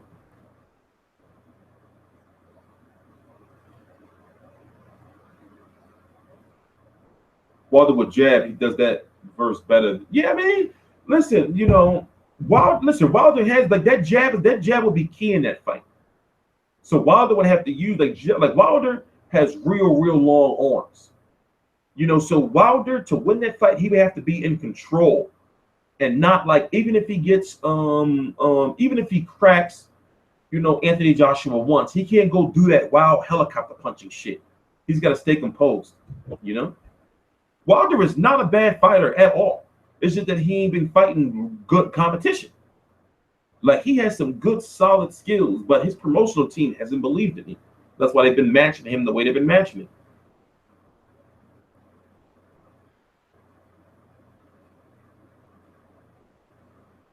Why does a 6'7" Terrence Crawford? No. Now you're just no.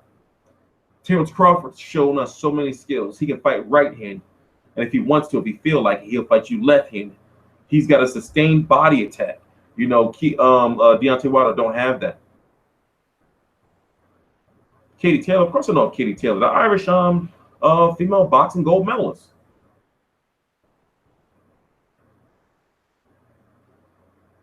Pretty chick. She got a boy, like she got like a tomboyish look. But overall, pretty chick. What do you think about Shannon Briggs? Shannon Briggs is done. Shannon Briggs is finished in this business, in my opinion. Yeah, correct. You know, Crawford is much more skilled.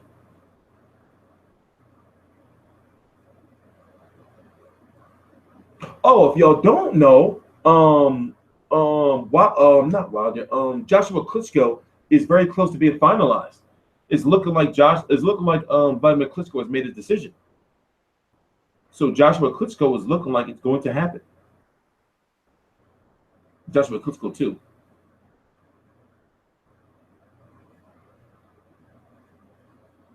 You know, and I think it's a good, you know, idea, in my personal opinion.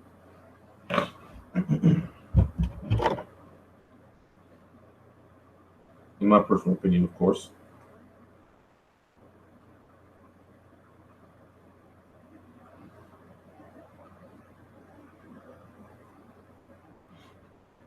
Is anyone really shocked that Shannon Briggs failed the drug test? Not really. You know, but Shannon Briggs is at that age where he needs that shit. You see me? You feel me? You know, he's at that age where he needs that extra testosterone. You know, but they said his shit was two times over the limit, you know? It's a shame because he's really did an excellent, phenomenal job building his career off of that Let's Go champ, like reviving his career. You know, like that's the sad part for it to end like this. You know, he's done a brilliant job reviving his career. Does Joshua have a roid gut? Put it this way, Joshua would be an idiot if he's juicing right now because he's too young to need it. You see what I'm saying? Anthony Joshua, like young boxers, don't need to really juice. That means you're lazy. You know, Joshua don't need that shit right now. Like a guy like Shannon Briggs, he needs it because of his age.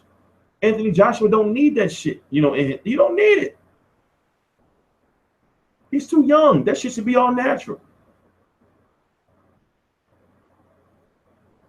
It's the older boxers who had those issues with recovery when it comes to using PEDs, not younger boxers. Roid gut is when you have a six-pack, but you got a belly at the same time. That's what roid gut is. Like your stomach stick out, right? But it's a six-pack. You see what I'm saying? So it's like, how? It's like, how? That's roid gut. That's the roid gut. You be looking like, how the fuck you got, you know, it's like, how the fuck you got a belly, but you got a six-pack in your belly? What type of shit is that? You know, so that's a roid gut. A lot of wrestlers have it, like pro wrestlers, like in WWE and shit.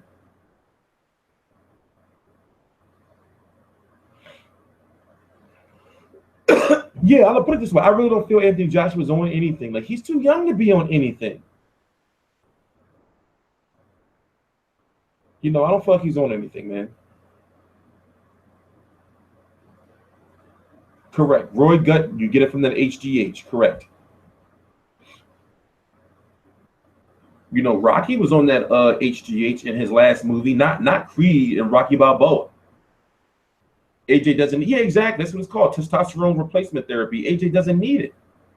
You know, so it's like this. If you're that age and you're juicing, then something is wrong.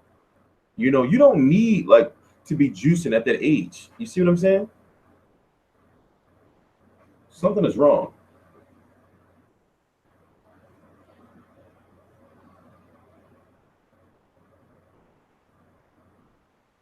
You know, there's just some legal, some yeah. TRT is illegal in boxing, but no TRT. If you have testosterone replacement therapy, that's PEDs. They're putting PEDs in you to replace your testosterone. So, like that's PEDs.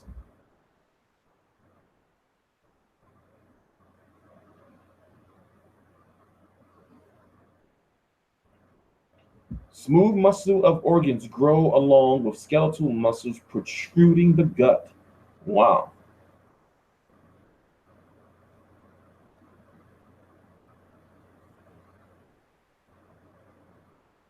Why'd you put me on timeout? Because you're asking unboxing related questions. All the stuff that you're asking, we talked about earlier in the stream. And since we're in the late in the stream, we can't talk about that shit no more. So you late.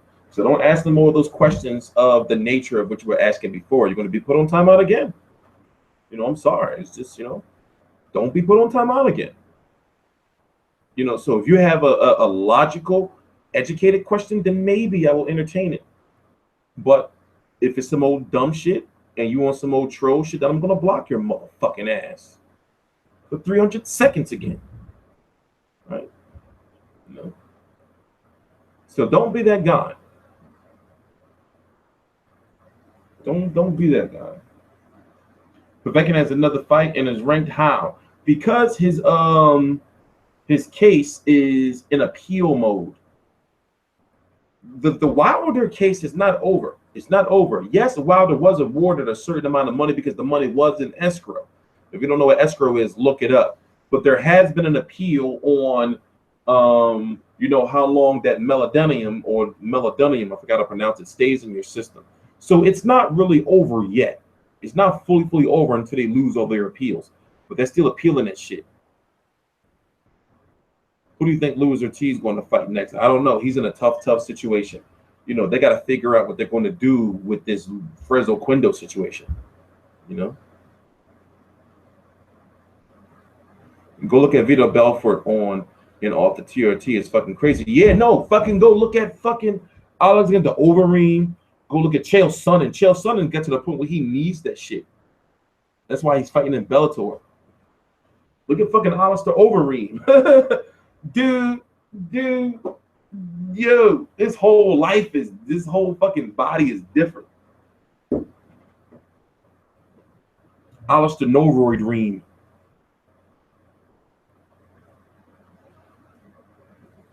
You know? Louis Ortiz should have stayed with Oscar. Nah. How can I put it? See, you can't say that because Heyman, when it comes to heavyweights, right? When it comes to the heavyweight division, Heyman has a nice connection with all of the promoters of the heavyweights. You know, Oscar doesn't to a certain extent. So, nah. I agree with him signing with Heyman. David Hay on the roids, that's the talk, but we'll see. That's the talk. Spencer Berto, don't ask me no dumb shit like that. You know what? Just 300-second block, just because of that question, bro. 300 seconds. I'm sorry, you got to deal with it. You did it to yourself. This hurts me more than it hurts you. I don't want to block people, that I haven't seen comment before. But you comment on some dumb shit like that, you gotta, you gotta take accountability. He said Spencer Berto. You gotta take accountability, bro. You gotta get this block. Asking some shit like that. You can't be trusted. You can't be trusted.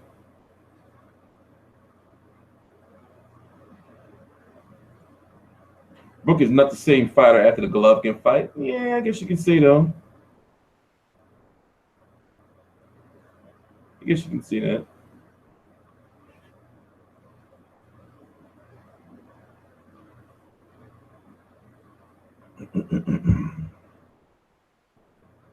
Brown versus See, here's the thing, right?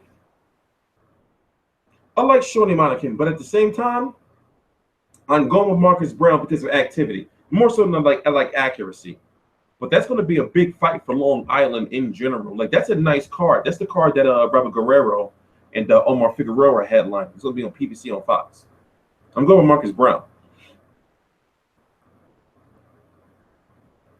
Shouldn't have moved up 2 weight classes to face the most feared man at 160. True, but at the same time, he needed that payday because it was like he had to fight Golovkin or it had to be Spence. You see what I'm saying? So it's like he was in a tough situation. You know, so at least he's got that big payday. You know, he's got a nice chunk of money. He just needs to stay away from those extracurricular, you know, activities or whatever that shit is that's going on with, especially those chocolate brownies. You know, I don't like the sound of that. You know, he was really talking about. He said he wanted the sugar, and let me not talk about it. Don't get me started. Don't get me started. Don't get me started. D-Lo, why are you so mad, bro? Let me go look at your page. I guarantee you, you're not subscribed to any channel. It's like nothing on your page when I go to it, right? Let me go check. Voila, what did I learn? Oh, I'm surprised.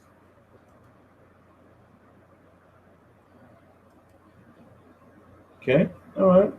I'm surprised. But still, relax, bro. Why are you so mad? Why don't people be so mad at me? Like, you would think that I'm out here, you know, trying to fucking, you know, fucking end world hunger and shit the way motherfuckers be so mad at me. Motherfuckers be pissed. You know, let's be pissed.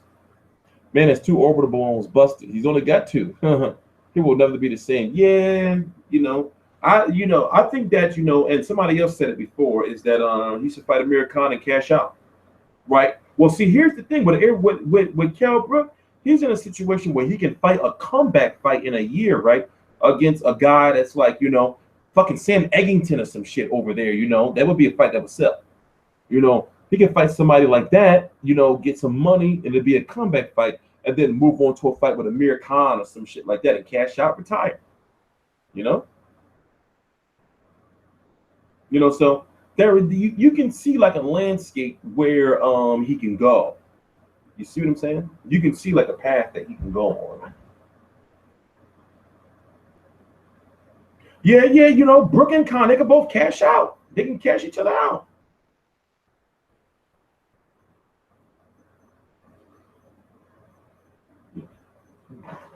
I'll turn it off. Brook and Khan can both cash each other out. You know, one's got a titanium fucking eye. One's got titanium eyes. You know, are you a house nigga? Well, I'm in the house, but at the same time, I guarantee you ain't put more work in the streets than I ever did. So, you know, that depends on how you look at it. And that's just keeping it 100. You know, so you got Amir Khan, who's got a glass chin. You got fucking Kell Brook, who's got titanium eyes. So, you know, well, depends on how you look at it. But that's a perfect fight for both of those guys. Like Amir Khan, he's not dumb. He's been lobbying to get himself a big fight. Remember, he was supposed to be fighting Pacquiao, but the Arabs got strange with the change. The Arabs got strange with the change. You know, the Arabs not even riding with him no more. You know, Aaron was dependent. He was like, all right, well, the Arabs gonna pay, you know, for Pacquiao, you know, and Amir Khan purse. You know, they're gonna be fighting in front of the Iron Sheik and shit. And the Arabs got strange with the change. All it would have took was like what? Like 6 gold Lambos and maybe a couple gold AKs or some shit. Bam. Pacquiao Khan in Abu Dhabi or some shit, or Dubai. Bam. You know, but the Arabs was like, oh well, you know, with this whole shit with Trump and the election, we gotta hold on to our bread because we don't know what type of shit he gonna be on. So we could try to do we can have that bread ready for Pacquiao Khan next year. And Aaron was like, nah, man, fuck out of here. Y'all on some bullshit. Khan, what's up with the Khan army? The Khan Army is a bunch of phonies. The Khan Army, y'all a bunch of phonies. You know how many years I heard about, well, Khan can fight in front of a whole bunch of iron sheiks on a yacht out in the Red Sea. You know, Khan can fight in front of the multi-billionaire oil tycoons. Where they at? They got strange with the change. Where they at? You know, Pacquiao versus Khan was signed and sealed. I could not wait to see Amir Khan get knocked out in an old creative way by a left hand. We never seen Amir Khan knocked out by a left hand. We never seen Amir Khan knocked out by a left hand. Straight left, straight down the pipe. You know, so Aaron, the fight was all said and done. So Aaron was like, all right, well, let me go to the Arabs. You know, Amir Khan said the Arabs and the Khan Army going to come up with that bread to fund the fight. And we're going to put it over here in Abu Dhabi or in, you know, Dubai or some shit. Or in Mumbai or some shit. You know, so he went, you know, and and the Arabs is like, well, you know, we don't got the bread. So, you know, Amir Khan countrymen turned and they said, we're not paying for Amir Khan shit. That's why the fight fell apart. That's why the fight fell apart. So guess what? The Australian government and Duco Events already had the money together, like from the government, for Pacquiao to come fight over in Australia. So Aaron was like, you know, and Top Rank was like, well, we can get more money for Khan over in Mumbai or Dubai or Abu Dhabi or some shit. But they was like, no, we don't got the bread. So Aaron was like, all right, well, we're going back to Australia. Like, oh, Australia still got that bread for Manny? Like, are you coming over there? Tell Jeff when we ready. You see what I'm saying? So Amir Khan ain't shit for real. I don't want to be disrespectful, but he ain't, you know, yo, his marketability is done. So that's why he really, really trying to get that cash out. Is Salido versus Loma 2 confirmed? No. What were the purchases for Brook versus Spence? That's not confirmed.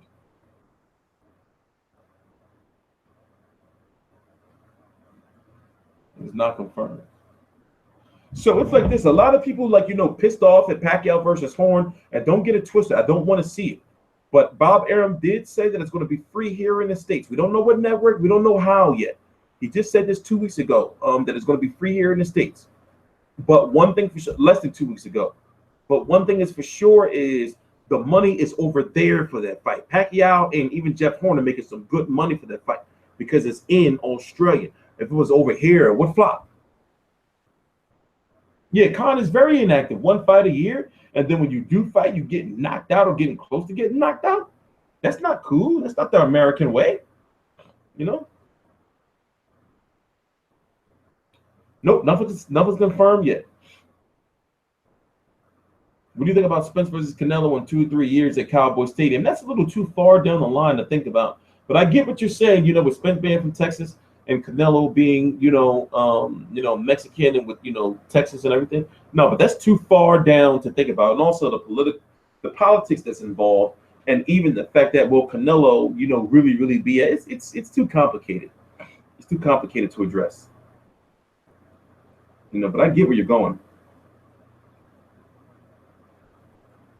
Khan was boxing the shit out of Canelo. He was, but guess what? That's how it be. You'll be watching the Khan fight like, oh yeah, all right, Khan, yeah, he's, but oh shit. You know, he be getting knocked the fuck out. He be doing good in all of his fights before he get knocked the fuck out. You know, so I'd be ready. I'd be watching, but like, man, he gonna get knocked the fuck out. Even though he's doing all this good ass boxing, and I'm getting a little hype, but he be getting knocked the fuck out. He be damn near dead, yo. I said this before in another video. Did you notice that when boxers get knocked out the way Khan do, they go to the hospital? Did you notice that Khan, when he get knocked out, he get up and he be cool? He be knocked the fuck out, eyes wide open, looking up into the stars. So you can see his aura of his soul coming out of his body. But then he'll get up, you know, and they'll be fanning him with the towel. There'll be a whole team around him all panicking and shit. They think he dead, but then he get up and he be like, no, I'm cool. He do a post-fight interview and he say, well, you know, first I want to thank my team, Al Heyman, and, you know, you be like, oh shit, you ain't gonna go to the hospital, bro? Oh shit, he be cool. He walk that shit off, you know? he walked that shit off. He be cool. You know, that shit be crazy. I'd be like, what the fuck? Like, he be knocked the fuck out.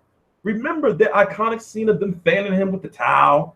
Or when Kenny Bayless, you know, when Danny Garcia had it knocked out on his feet. So you see Kenny Bayless had a camera on his body, and you see it looking at Amir Khan, and Amir Khan just like moving all around and shit. You know? But usually in this day and age, fighters go to the hospital. You know, they don't do no post-fight interview. They get knocked the fuck out and go to the hospital. Amir Khan get knocked the fuck out, get up, right? Do an interview and be on some cool shit. You can't never tell he been knocked out. Remember, you never see his nose bleeding. You never see his fucking chin or his eye lumped up. He just get knocked the fuck out. You know? He just get knocked the fuck out. He just be cool. And you be like, God damn, Khan, God bless you. Because when you see, come on, be honest. When you see Amir Khan get knocked out, you be scared as shit. You think he be done. You be thinking, oh, Lord Jesus done called him home. Oh, well, he Islamic, but still, you get what I'm saying. You know, like the Lord done called him home. You know, they called him up to the main line. You think he be God, yo. You think he be God. You know, he just get up, he be cool. You be scared as shit when he be getting knocked out. If you watching his fights live and he get knocked out because he always be winning, and he be like, oh shit, oh God, I broke it in half. You think he be God, yo? You think he be God? And the thing is, he always talking shit. Amir Khan always, he talks shit to everybody. So one thing you can say about Khan is, you know, he not no bitch. Because he be talking all this shit. He be like, well, you know my speed. He always talking about his speed. He be like, you know what, he won't be able to handle my speed. And, you know, remember he lied and said he was sparring on Jay Ward? Lying ass motherfucker. You lying ass motherfucker. Yeah, Beltran killed the shit out of fucking Marcelo. And I remember outside after the fight, they were still fucking, the people from Peru, they were still cheering for Marcelo. And I was like, damn, he got knocked the fuck out. Y'all motherfuckers is savage. Y'all still partying. They were still out there, you know, like cheering and shit. And he was knocked the fuck out like 3 hours ago. You know, Khan ain't no bitch, though. He is delusional like a motherfucker. But, you know, he be, you know, one thing we noticed about Khan, he will lace up with anybody. He'll lace the fuck up and get knocked the fuck out and be cool. He'll be having no concussions. He don't be having no medical leaves. You know, his injuries be shit like, you know, he be in the gym and he break his hand. His injuries don't never be something that happened during a fight. You know, that's just that. I don't know. You know, that Khan is an enigma, yo. He be getting knocked the fuck out. If you get knocked the fuck out, that should be crazy.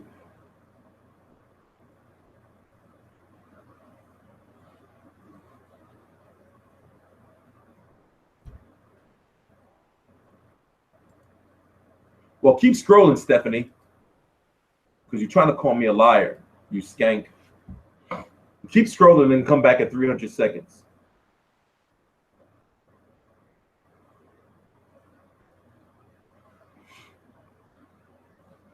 Yeah, Beltran a cool dude. You know, he had that failed drug test, man. It's like, you know, in this boxing age, you know, you always got to look at somebody for the drug test, like, you know.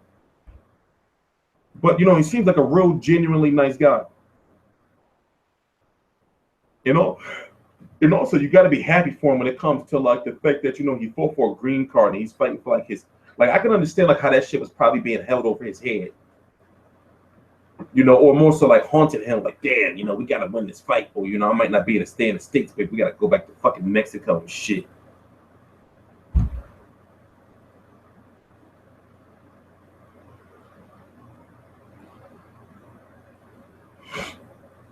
Who wins out of Spence Thurman? We talked about that already. You know, back to the beginning of the interview, brother. That's very, very, you know, that's hard. It's hard to say. Like, that's a 50-50 fight for so many reasons. It's hard to say. Victor Conte said 80% of the boxers on that shit. Yep, I believe it. And yes, I've seen that same interview.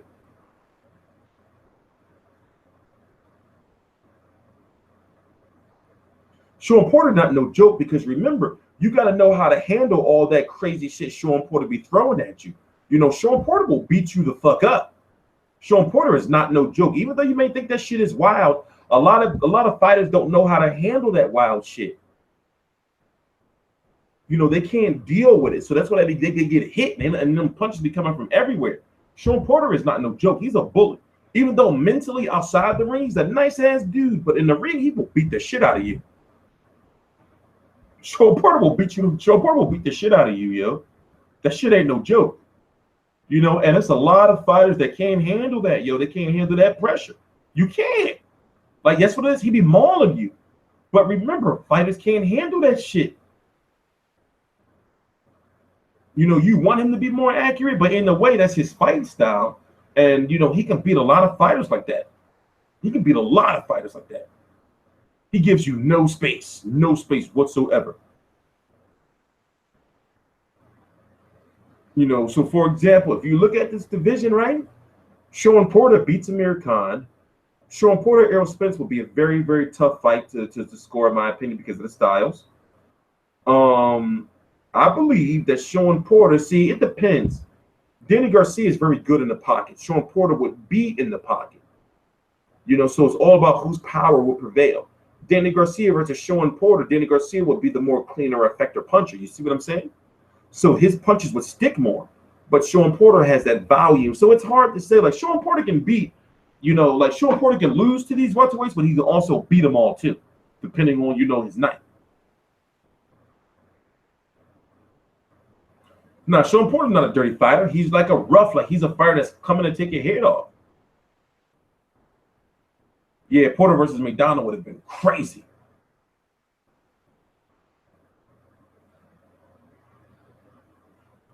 Porter McDonald versus would have been crazy. I don't see Danny Garcia beating an elite welterweight. Well, remember, it's all about the styles. Danny Garcia's left hook is not a fucking myth. Danny Garcia will knock you the fuck out. You know, so you don't want to gamble with Danny Garcia. You want to make sure you stay on your bike. Danny Garcia hits hard. And the thing is, Danny Garcia's got a chin. We've seen he's got a chin. You know, Keith Thurman hit the shit out of him. You know, Lamont Peterson was beating the shit out of him to the body. You know, Lucas Matisse tagged him up. Amir Khan was having him leaking all over the face. Zab Judah. You know, so Danny Garcia has a chin. You know, you do not want to be in close quarters against Danny Garcia, because that no-look left hook, you know, ain't no joke. That shit, you will go to sleep. Yeah, Keith Thurman hit the shit out of him clean to the point his arms went waving all around in the air and shit. What was that, round 1 and round 2? Keith Thurman hit the shit out of him, yo. He hit the shit out of him.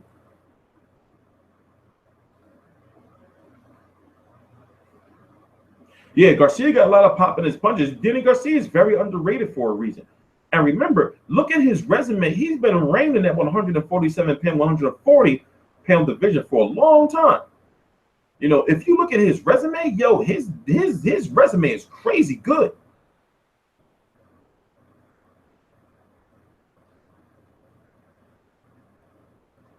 Yeah, Thurman was hitting the shit out of him. That's why I say Danny Garcia's got a chin. Thurman was hitting the shit out of him with some clean ass shit. And Danny wouldn't, like, put it this way, you see Danny take clean shots to where his arms and everything would flail about, but his legs, he don't never get noodle legs. Did you notice that? Danny don't get noodle legs? You know, he be taking some mean ass shots.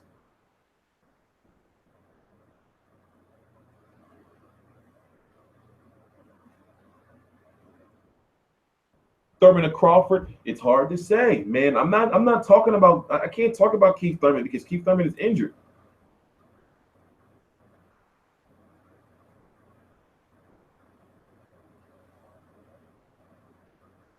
Yeah, Danny Chin is crazy. Like, he be eating some mean ass shots, and he never get, even though when you see him get hit, his defensive stance may break and his arms may flail about, you never see him get noodle legs. You never see Danny Garcia wobbled. You never see him hurt. You know, you will see, like, you can look at his face in like the slow motion, and he'll see like some shit like, ah, shit. But he never get noodle legs. He never be on some, like, you know, some shit where he's backing up to the ropes. So they're like, oh, Danny Garcia's hurt. You see him take a shot. You know, there be some clean ass shit. you know, but you never see him hurt, like you know, on some like wobbled ass shit. I noticed that. Another thing, Danny don't be letting his hands go. You know, and he don't cut off the ring like he should. Yeah, Mauricio Herrera got robbed. Yes, he did. Indeed, Mauricio Herrera got robbed. But we know what Danny Garcia's Achilles heel is fighters who move. You know, but that's for any pressure fighter, right? Just stay away from them. Stay away from their power hand. Circle away from that shit. So if they do catch you, at least it's you rolling with it because you're circling away from it.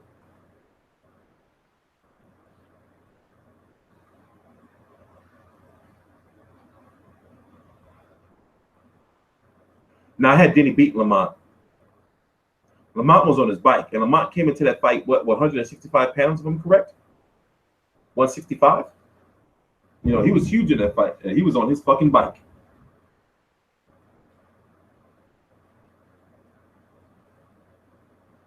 Like, he did not want to get hit by Danny Garcia.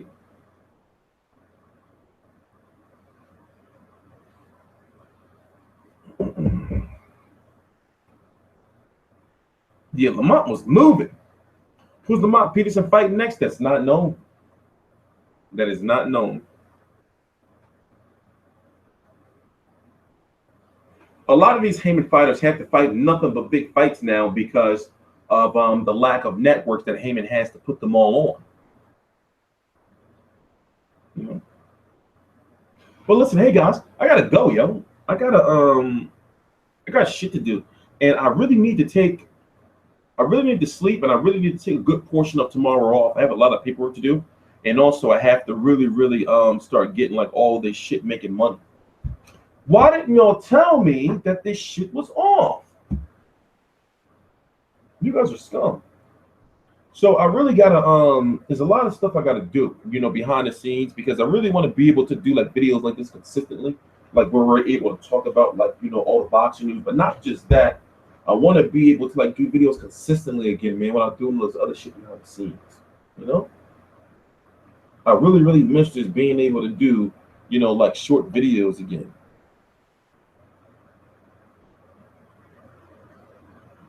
You know? So we're going to stick around for another 10 minutes. I got to edit the first 20 minutes out of this video, which I'm not going to do till probably tomorrow afternoon, you know, to get that music out of it. You know?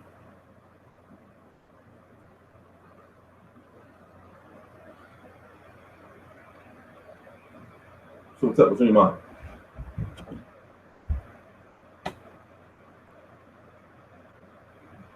I do need to get a chick though. It was a chick. I was supposed to, believe it or not, I was supposed to have a chick here this weekend. You know, but she was on some. I don't even want to talk about it. You know, but I told her, I was like, listen, I'm building something. She didn't believe. Even if she didn't, I don't know. I don't want to talk about it. But I was doing my thing. I was doing my thing. Yo, stop asking me questions, Stephanie. Boycott Mayweather versus McGregor? Nah.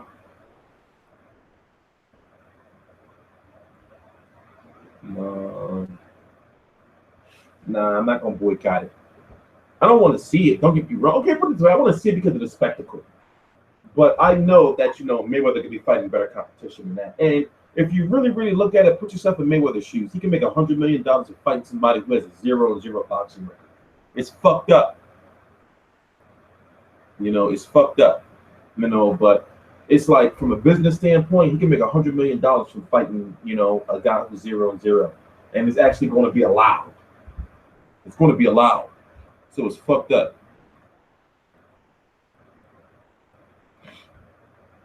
Yeah, it's a money fight. That's simple. It's a money fight. It's a money fight. You know, that's all it is. You know, and they're like, well, shit, you can make this money. We can all make this money because remember, not only is Mayweather going to be making $100 million, but his team is going to be making money off of that. Heyman, what, takes his 15%, going to make like 15, maybe 10 million, 15 million off of that fight, right? Maybe more because he's going to be acting sort of as a promoter. You know, Dana White's going to get his cut. And if Conor McGregor loses, it's likely that which he's going to lose likely to Floyd Mayweather, it's likely that Dana White made him sign an extension with the UFC because they didn't want him to make that Mayweather money and then just retire or go on and try to fight boxers for cash out money and be knocked out and shit. You see what I'm saying? So, it's a win-win for everybody. I mean, they don't give a fuck if we hardcore fans care about it because guess what? It's going to be a spectacle and we're all going to buy it. And there's going to be barbecues and there's going to be parties and shit. People will be like, oh, well, yeah, Mayweather fighting that UFC dude. I'm going to buy it. So it's like this from a business standpoint. I understand how the business works, and I can't be mad at Floyd, but I am mad at him at the same time because it's like, you're Floyd, though. But at the same time, that's $100 million or $100 million. You see what I'm saying? So it all depends on what your mindset is and everything like it and like that, because if it was any boxer and they were able to make $100 million by fighting a fighter who's 0-0, they would do it. Whether it was Mike Tyson, whether it was Muhammad Ali, whether it was whoever, they would do it. So that's the way I'm looking at it. It's like they would do it. It's like it's bad business not to do it. You see what I'm saying? It's bad business not to do it. So that's the way I look at it. Even though it's a farce, it's the way I look at it. What? Tablet charge? Club and Comcast want their money. They pissed. They want their money. But yeah, I'm going to take after this stream, we'll take a nice long ass shower. Later I'm gonna put a movie on or something, and I'm gonna enjoy like that holiday tomorrow, and then start doing paperwork like 4 or 5 in the afternoon or some shit. I'm really, really happy that I'm not going to Ward Kovalev. It was stressing me out. There's a Philly fight this week I'm going to. The press conference is on the 1st. I don't remember. For the Hank Lundy fight. He's always a character. He's always a character. So I'm looking forward to that. And I'm going to actually enjoy myself in the next couple of days. Play some video games and do things that I really want to do for myself. Yeah, Hank Lundy fights next Friday here in Philly. I'm going. And the press conference is this Wednesday, I believe, or Thursday. It's most likely Thursday. No, because the weigh-in is on Thursday, so the fight is on Wednesday. No, the press conference is on Wednesday. I'm going to message you that video about Dubois dropping Josh. But no, I can look it up unless it's some old exclusive video because I'm going to look it up in the morning. Unless it's some old exclusive video that you got.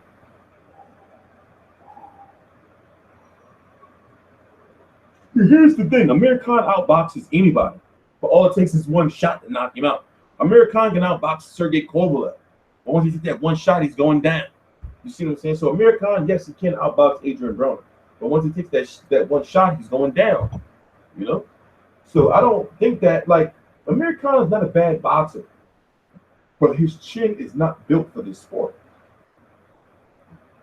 That chin be giving out on him, man. He can't take that shit. Yeah, Hank Lundy be doing yoga with Sean Porter.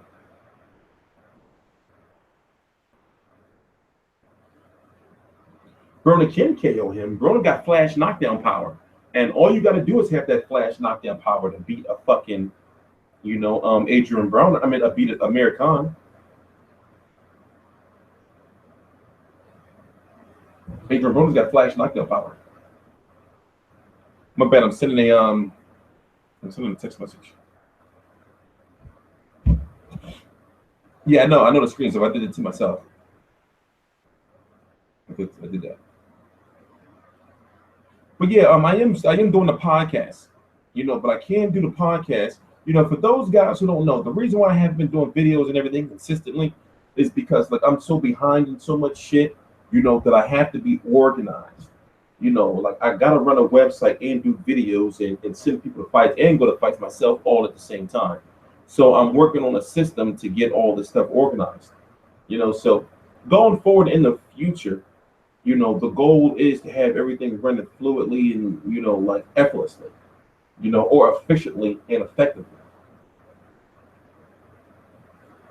Why don't you have a Philly accent? Well, because I didn't used to talk like this, believe it or not, until I went to college, and I took 3 years. When I say 3 years, that means 6 semesters of a speech class. I was on Toastmasters. I used to give speeches in college. I didn't used to talk like this before.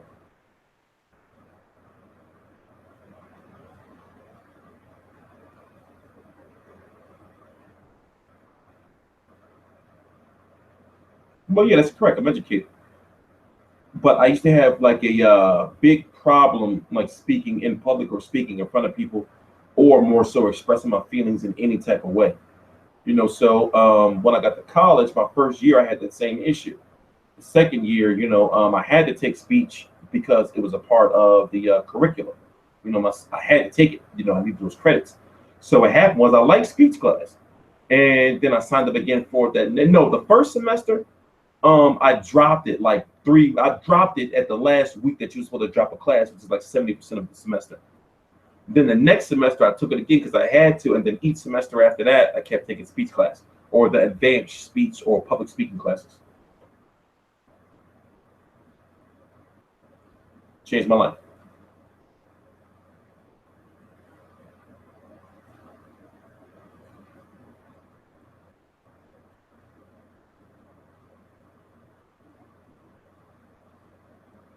Tevin Farmer is a slick. He's Iris Lindy. Basically, what to describe Tevin Farmer is he's Iris Lindy Laura-ish.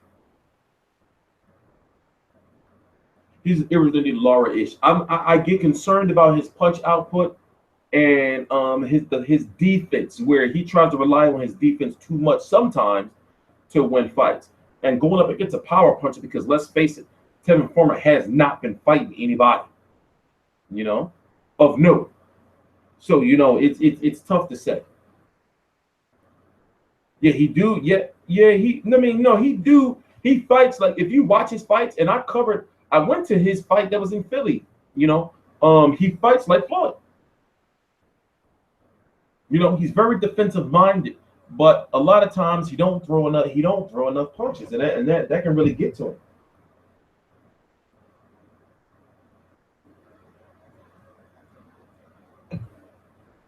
I waited fucking about 45 minutes to interview his ass, and he never came out. He stood me up. I'm so upset about that a little bit. I don't know if Tank runs through him because Tevin Farmer is very skilled defensively. He's a very slick boxer. You know, so I don't know if he runs through him. I don't know about that. Tevin Farmer sharp, but he don't got any pop. That's the thing. Tevin Farmer is not like a power puncher. He don't have that one punch power. So he's going to be relying on his defense and movement and counter punching. You know, so you know that's the key right there. Terrence Crawford is not a guy that's going to knock you out with one punch. It's not him. That's not how his fighting style is. It's not saying that it can happen, but I don't see it happening against Gervonta Davis. So he's going to be like, if he beats Gervonta Davis, it's going to be on the cards. The defense won't make Tank back up, but however, it can frustrate him, not to back him up, but you know, to take him out of his game real quick. But also, I did notice that Tevin Farmer is not a holder. Like, you know, Tevin Farmer is a very like he's very good defensively on the ropes. You know, so he's got a nice shoulder roll with him. He's very good defensively on the ropes. But the problem is he doesn't have that punching pop to keep a fighter off of him. You know, so it depends on how you look at it, but he's very good. You know, so don't like do the sharp. Is do the sharp. You know, there's no better way to put that. You know, do the sharp.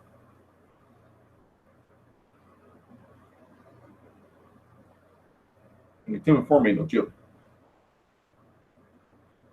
But also, his style is more so not a fan-pleasing style. It's a hardcore fan-pleasing style, but not, like I said, he's very Iris Lindy Laura-ish. But he hasn't been tested. That is true. He has not been tested. And he's been, you know, showing all his defensive excellence against these, somewhat unknown fighters. And remember, he still got, if I'm correct, 4 losses, even though they were early in his career, you know, on his record. What's going on with Vasquez? Which Vasquez? Miguel Vasquez? Sammy Vasquez? With the S? Or what do you mean? Who are you talking about? I don't know which Vasquez you're referring to, bro.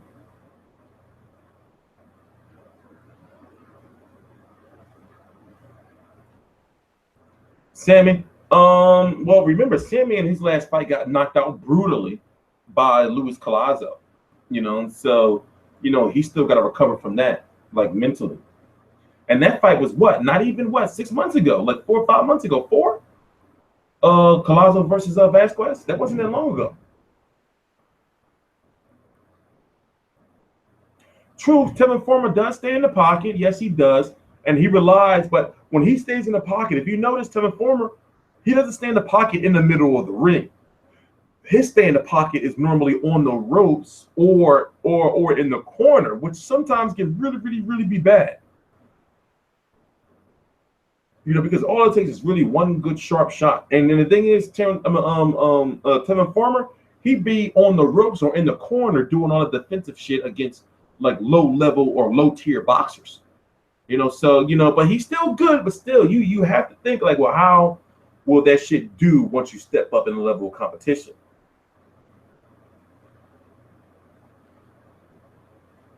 You know, so what we see against these low-level boxers from Tevin Farmer, you be like, yo, dude is sharp, you know, but it's from low-level boxers. You feel me? You know, it's from low-level dudes. But he's good. Terrence versus Ngannou, good. If it's for the IBF title, you know, and it's supposed to be. Even though Heyman and Sergey Lipinets don't want it to be for that IBF title, but it's supposed to be. But and Crawford versus Ngannou doesn't make no sense, in my opinion, unless it's for that title. Yes, you can say that, well, you know, he's got these 2 high-profile wins, you know, but it really don't mean nothing unless it's for the title, you know? I want to see it, you know, for the title. So therefore, Crawford would be, you know, fighting for the WBC, or he already WBC and WBO, and then an IBF, you know. But if it's not, you know, on that road to be for another unified title, it doesn't make sense to me. Amiri Imam is the mandatory anyway, by the way, if you didn't know. Because Amiri Imam was ordered to fight Antonio Orozco by the WBC, but Antonio Orozco turned down the fight, and it was somebody else that was ordered to fight Amiri Imam, but they turned it down as well. So now Amiri Imam is the #1 contender for Terrence Crawford by default. Go check out Amiri Imam's social media. He's, you know, calling out Terrence Crawford and saying, listen, don't forget about me. I'm your next mandatory.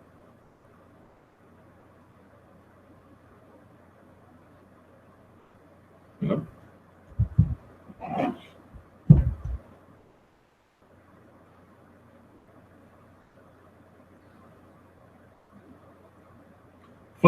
Fleek vids, you smoking meth. Lay off the meth. Lay off the Walter White. You on that Walter White. You on that Heisenberg. Lay off the Heisenberg. Lay off that Blue Crystal. Lay off that Mr. White.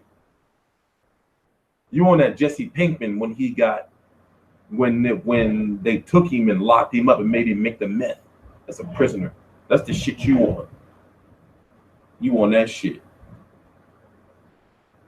Lay off the Pinkman. Lay off the Lydia. The Lydia meth.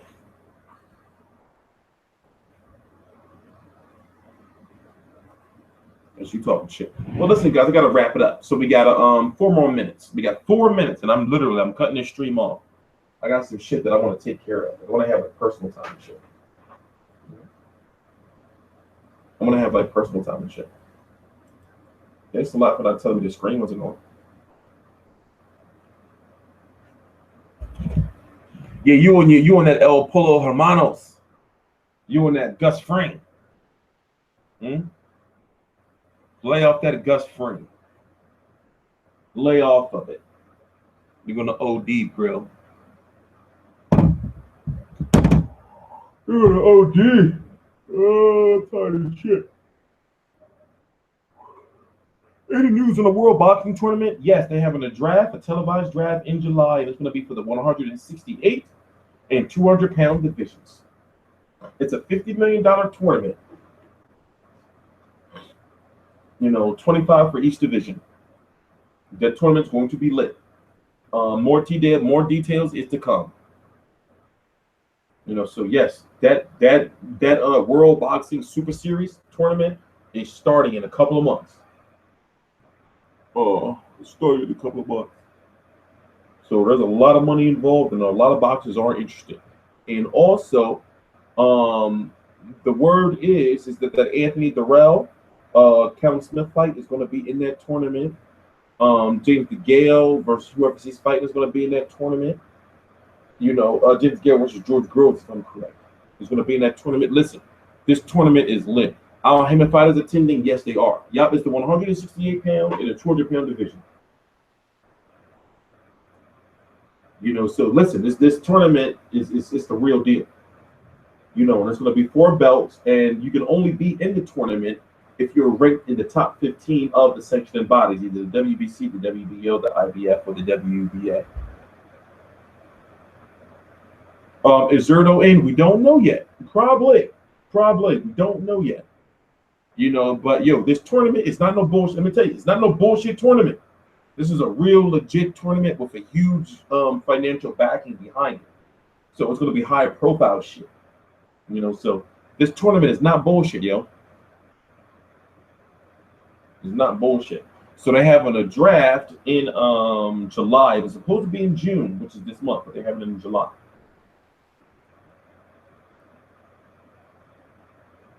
The guy who beat Porky. You're talking about David Benavidez, Jose Benavidez's brother. Is it like the Super 6? No, it has more. The financing, the money is 4 times more than a Super 6.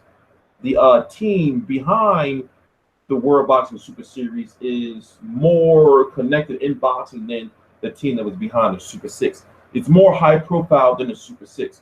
We don't know what networks yet, but so far what we do know is it's at least going to be Sky Sports and Showtime. That's all we know for now.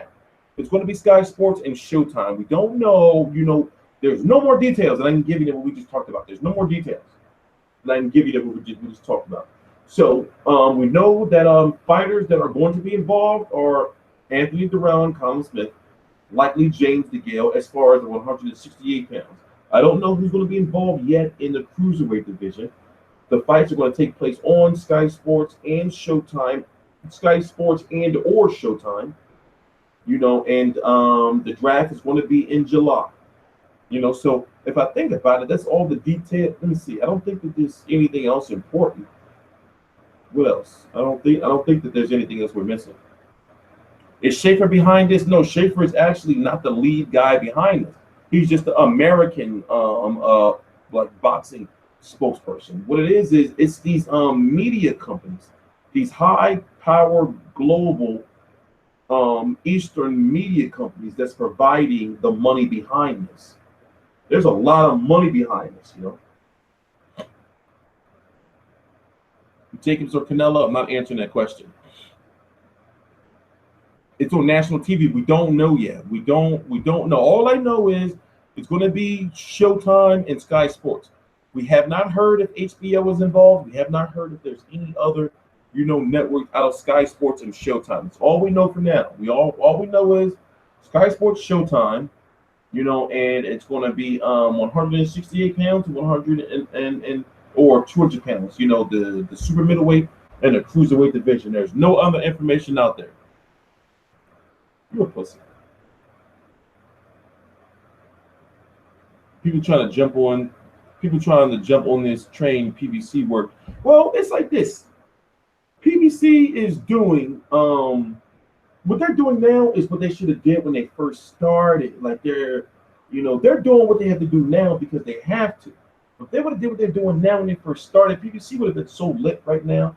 Their business plan was whack and fucked up. Yeah, I do gotta sleep. Yeah, I do gotta sleep. This is kind of fun. Like, imagine with the money that PPC had when they first started, right? Imagine if they were doing what they're doing now. PPC would have been crazy. Like with the networks and everything, if they was putting on like Earl Spence versus Kell Brook, it wasn't on Showtime, but it was on free TV, CBS or NBC. You know, PBC did that shit. Yo, they did that shit ass backwards, man. They had some, you know, they had some real good shit going. You know, so it's just like if they were doing what they were doing now, like, you know, it's too late. It's too late. It's just too late. It's just too late. You know, and I be thinking like, damn, they really dropped the ball with this one. And boxing is lit right now, right? Boxing, we getting some good matches that we want to see.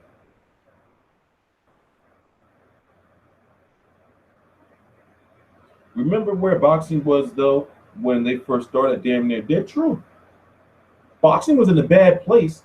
What? Not even what? 7 years ago, boxing was in somewhat of a bad place. Especially when it was just Manny Pacquiao holding it down on pay-per-view when Floyd was retired. Remember that boxing was in a bad place. We was only getting boxing somewhat on HBO, and then we had what was going on with the Super 6 tournament, but there was nowhere near as much boxing on Showtime that it is now, you know. So, listen, boxing was fucked up a little bit.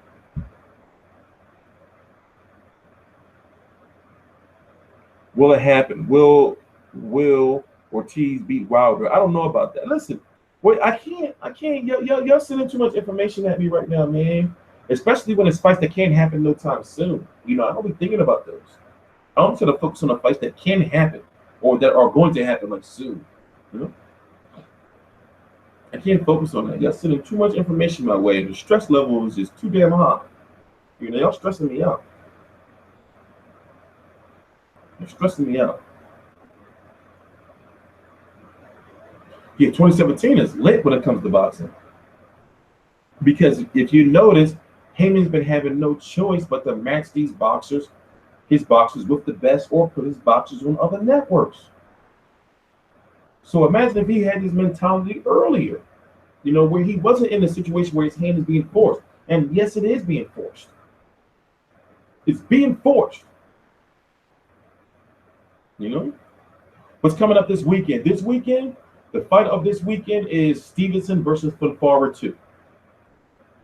And if I'm correct, it's a midday card. You know, so that's the fight of the weekend for this next weekend. Let me check real quick. But yes, it's supposed to be the fight of the weekend.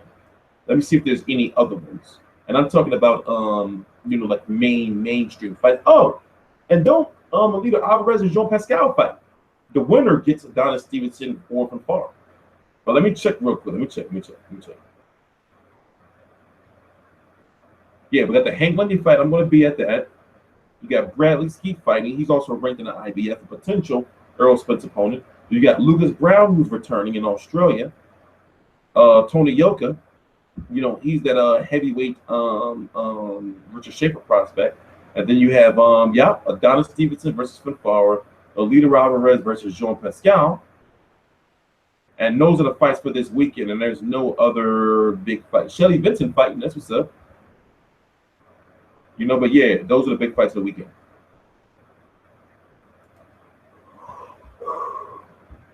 Why Stevenson pick for far right there? In-house. Keep that bread in-house. Do you rate any of the current Brit world champs highly? Yes. Anthony Joshua. Let's go down the divisions. 170, 175, no. 168. I like Callum Smith. 160. Golovkin's all there, depending on if you count Billy Joe Saunders. You know, so not really.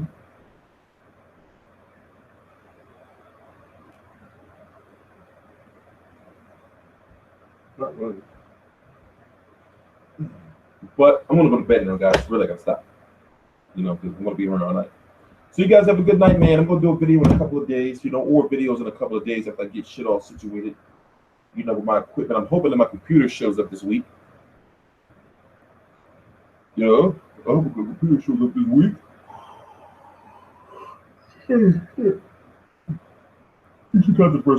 Teaching controversy live. This is right.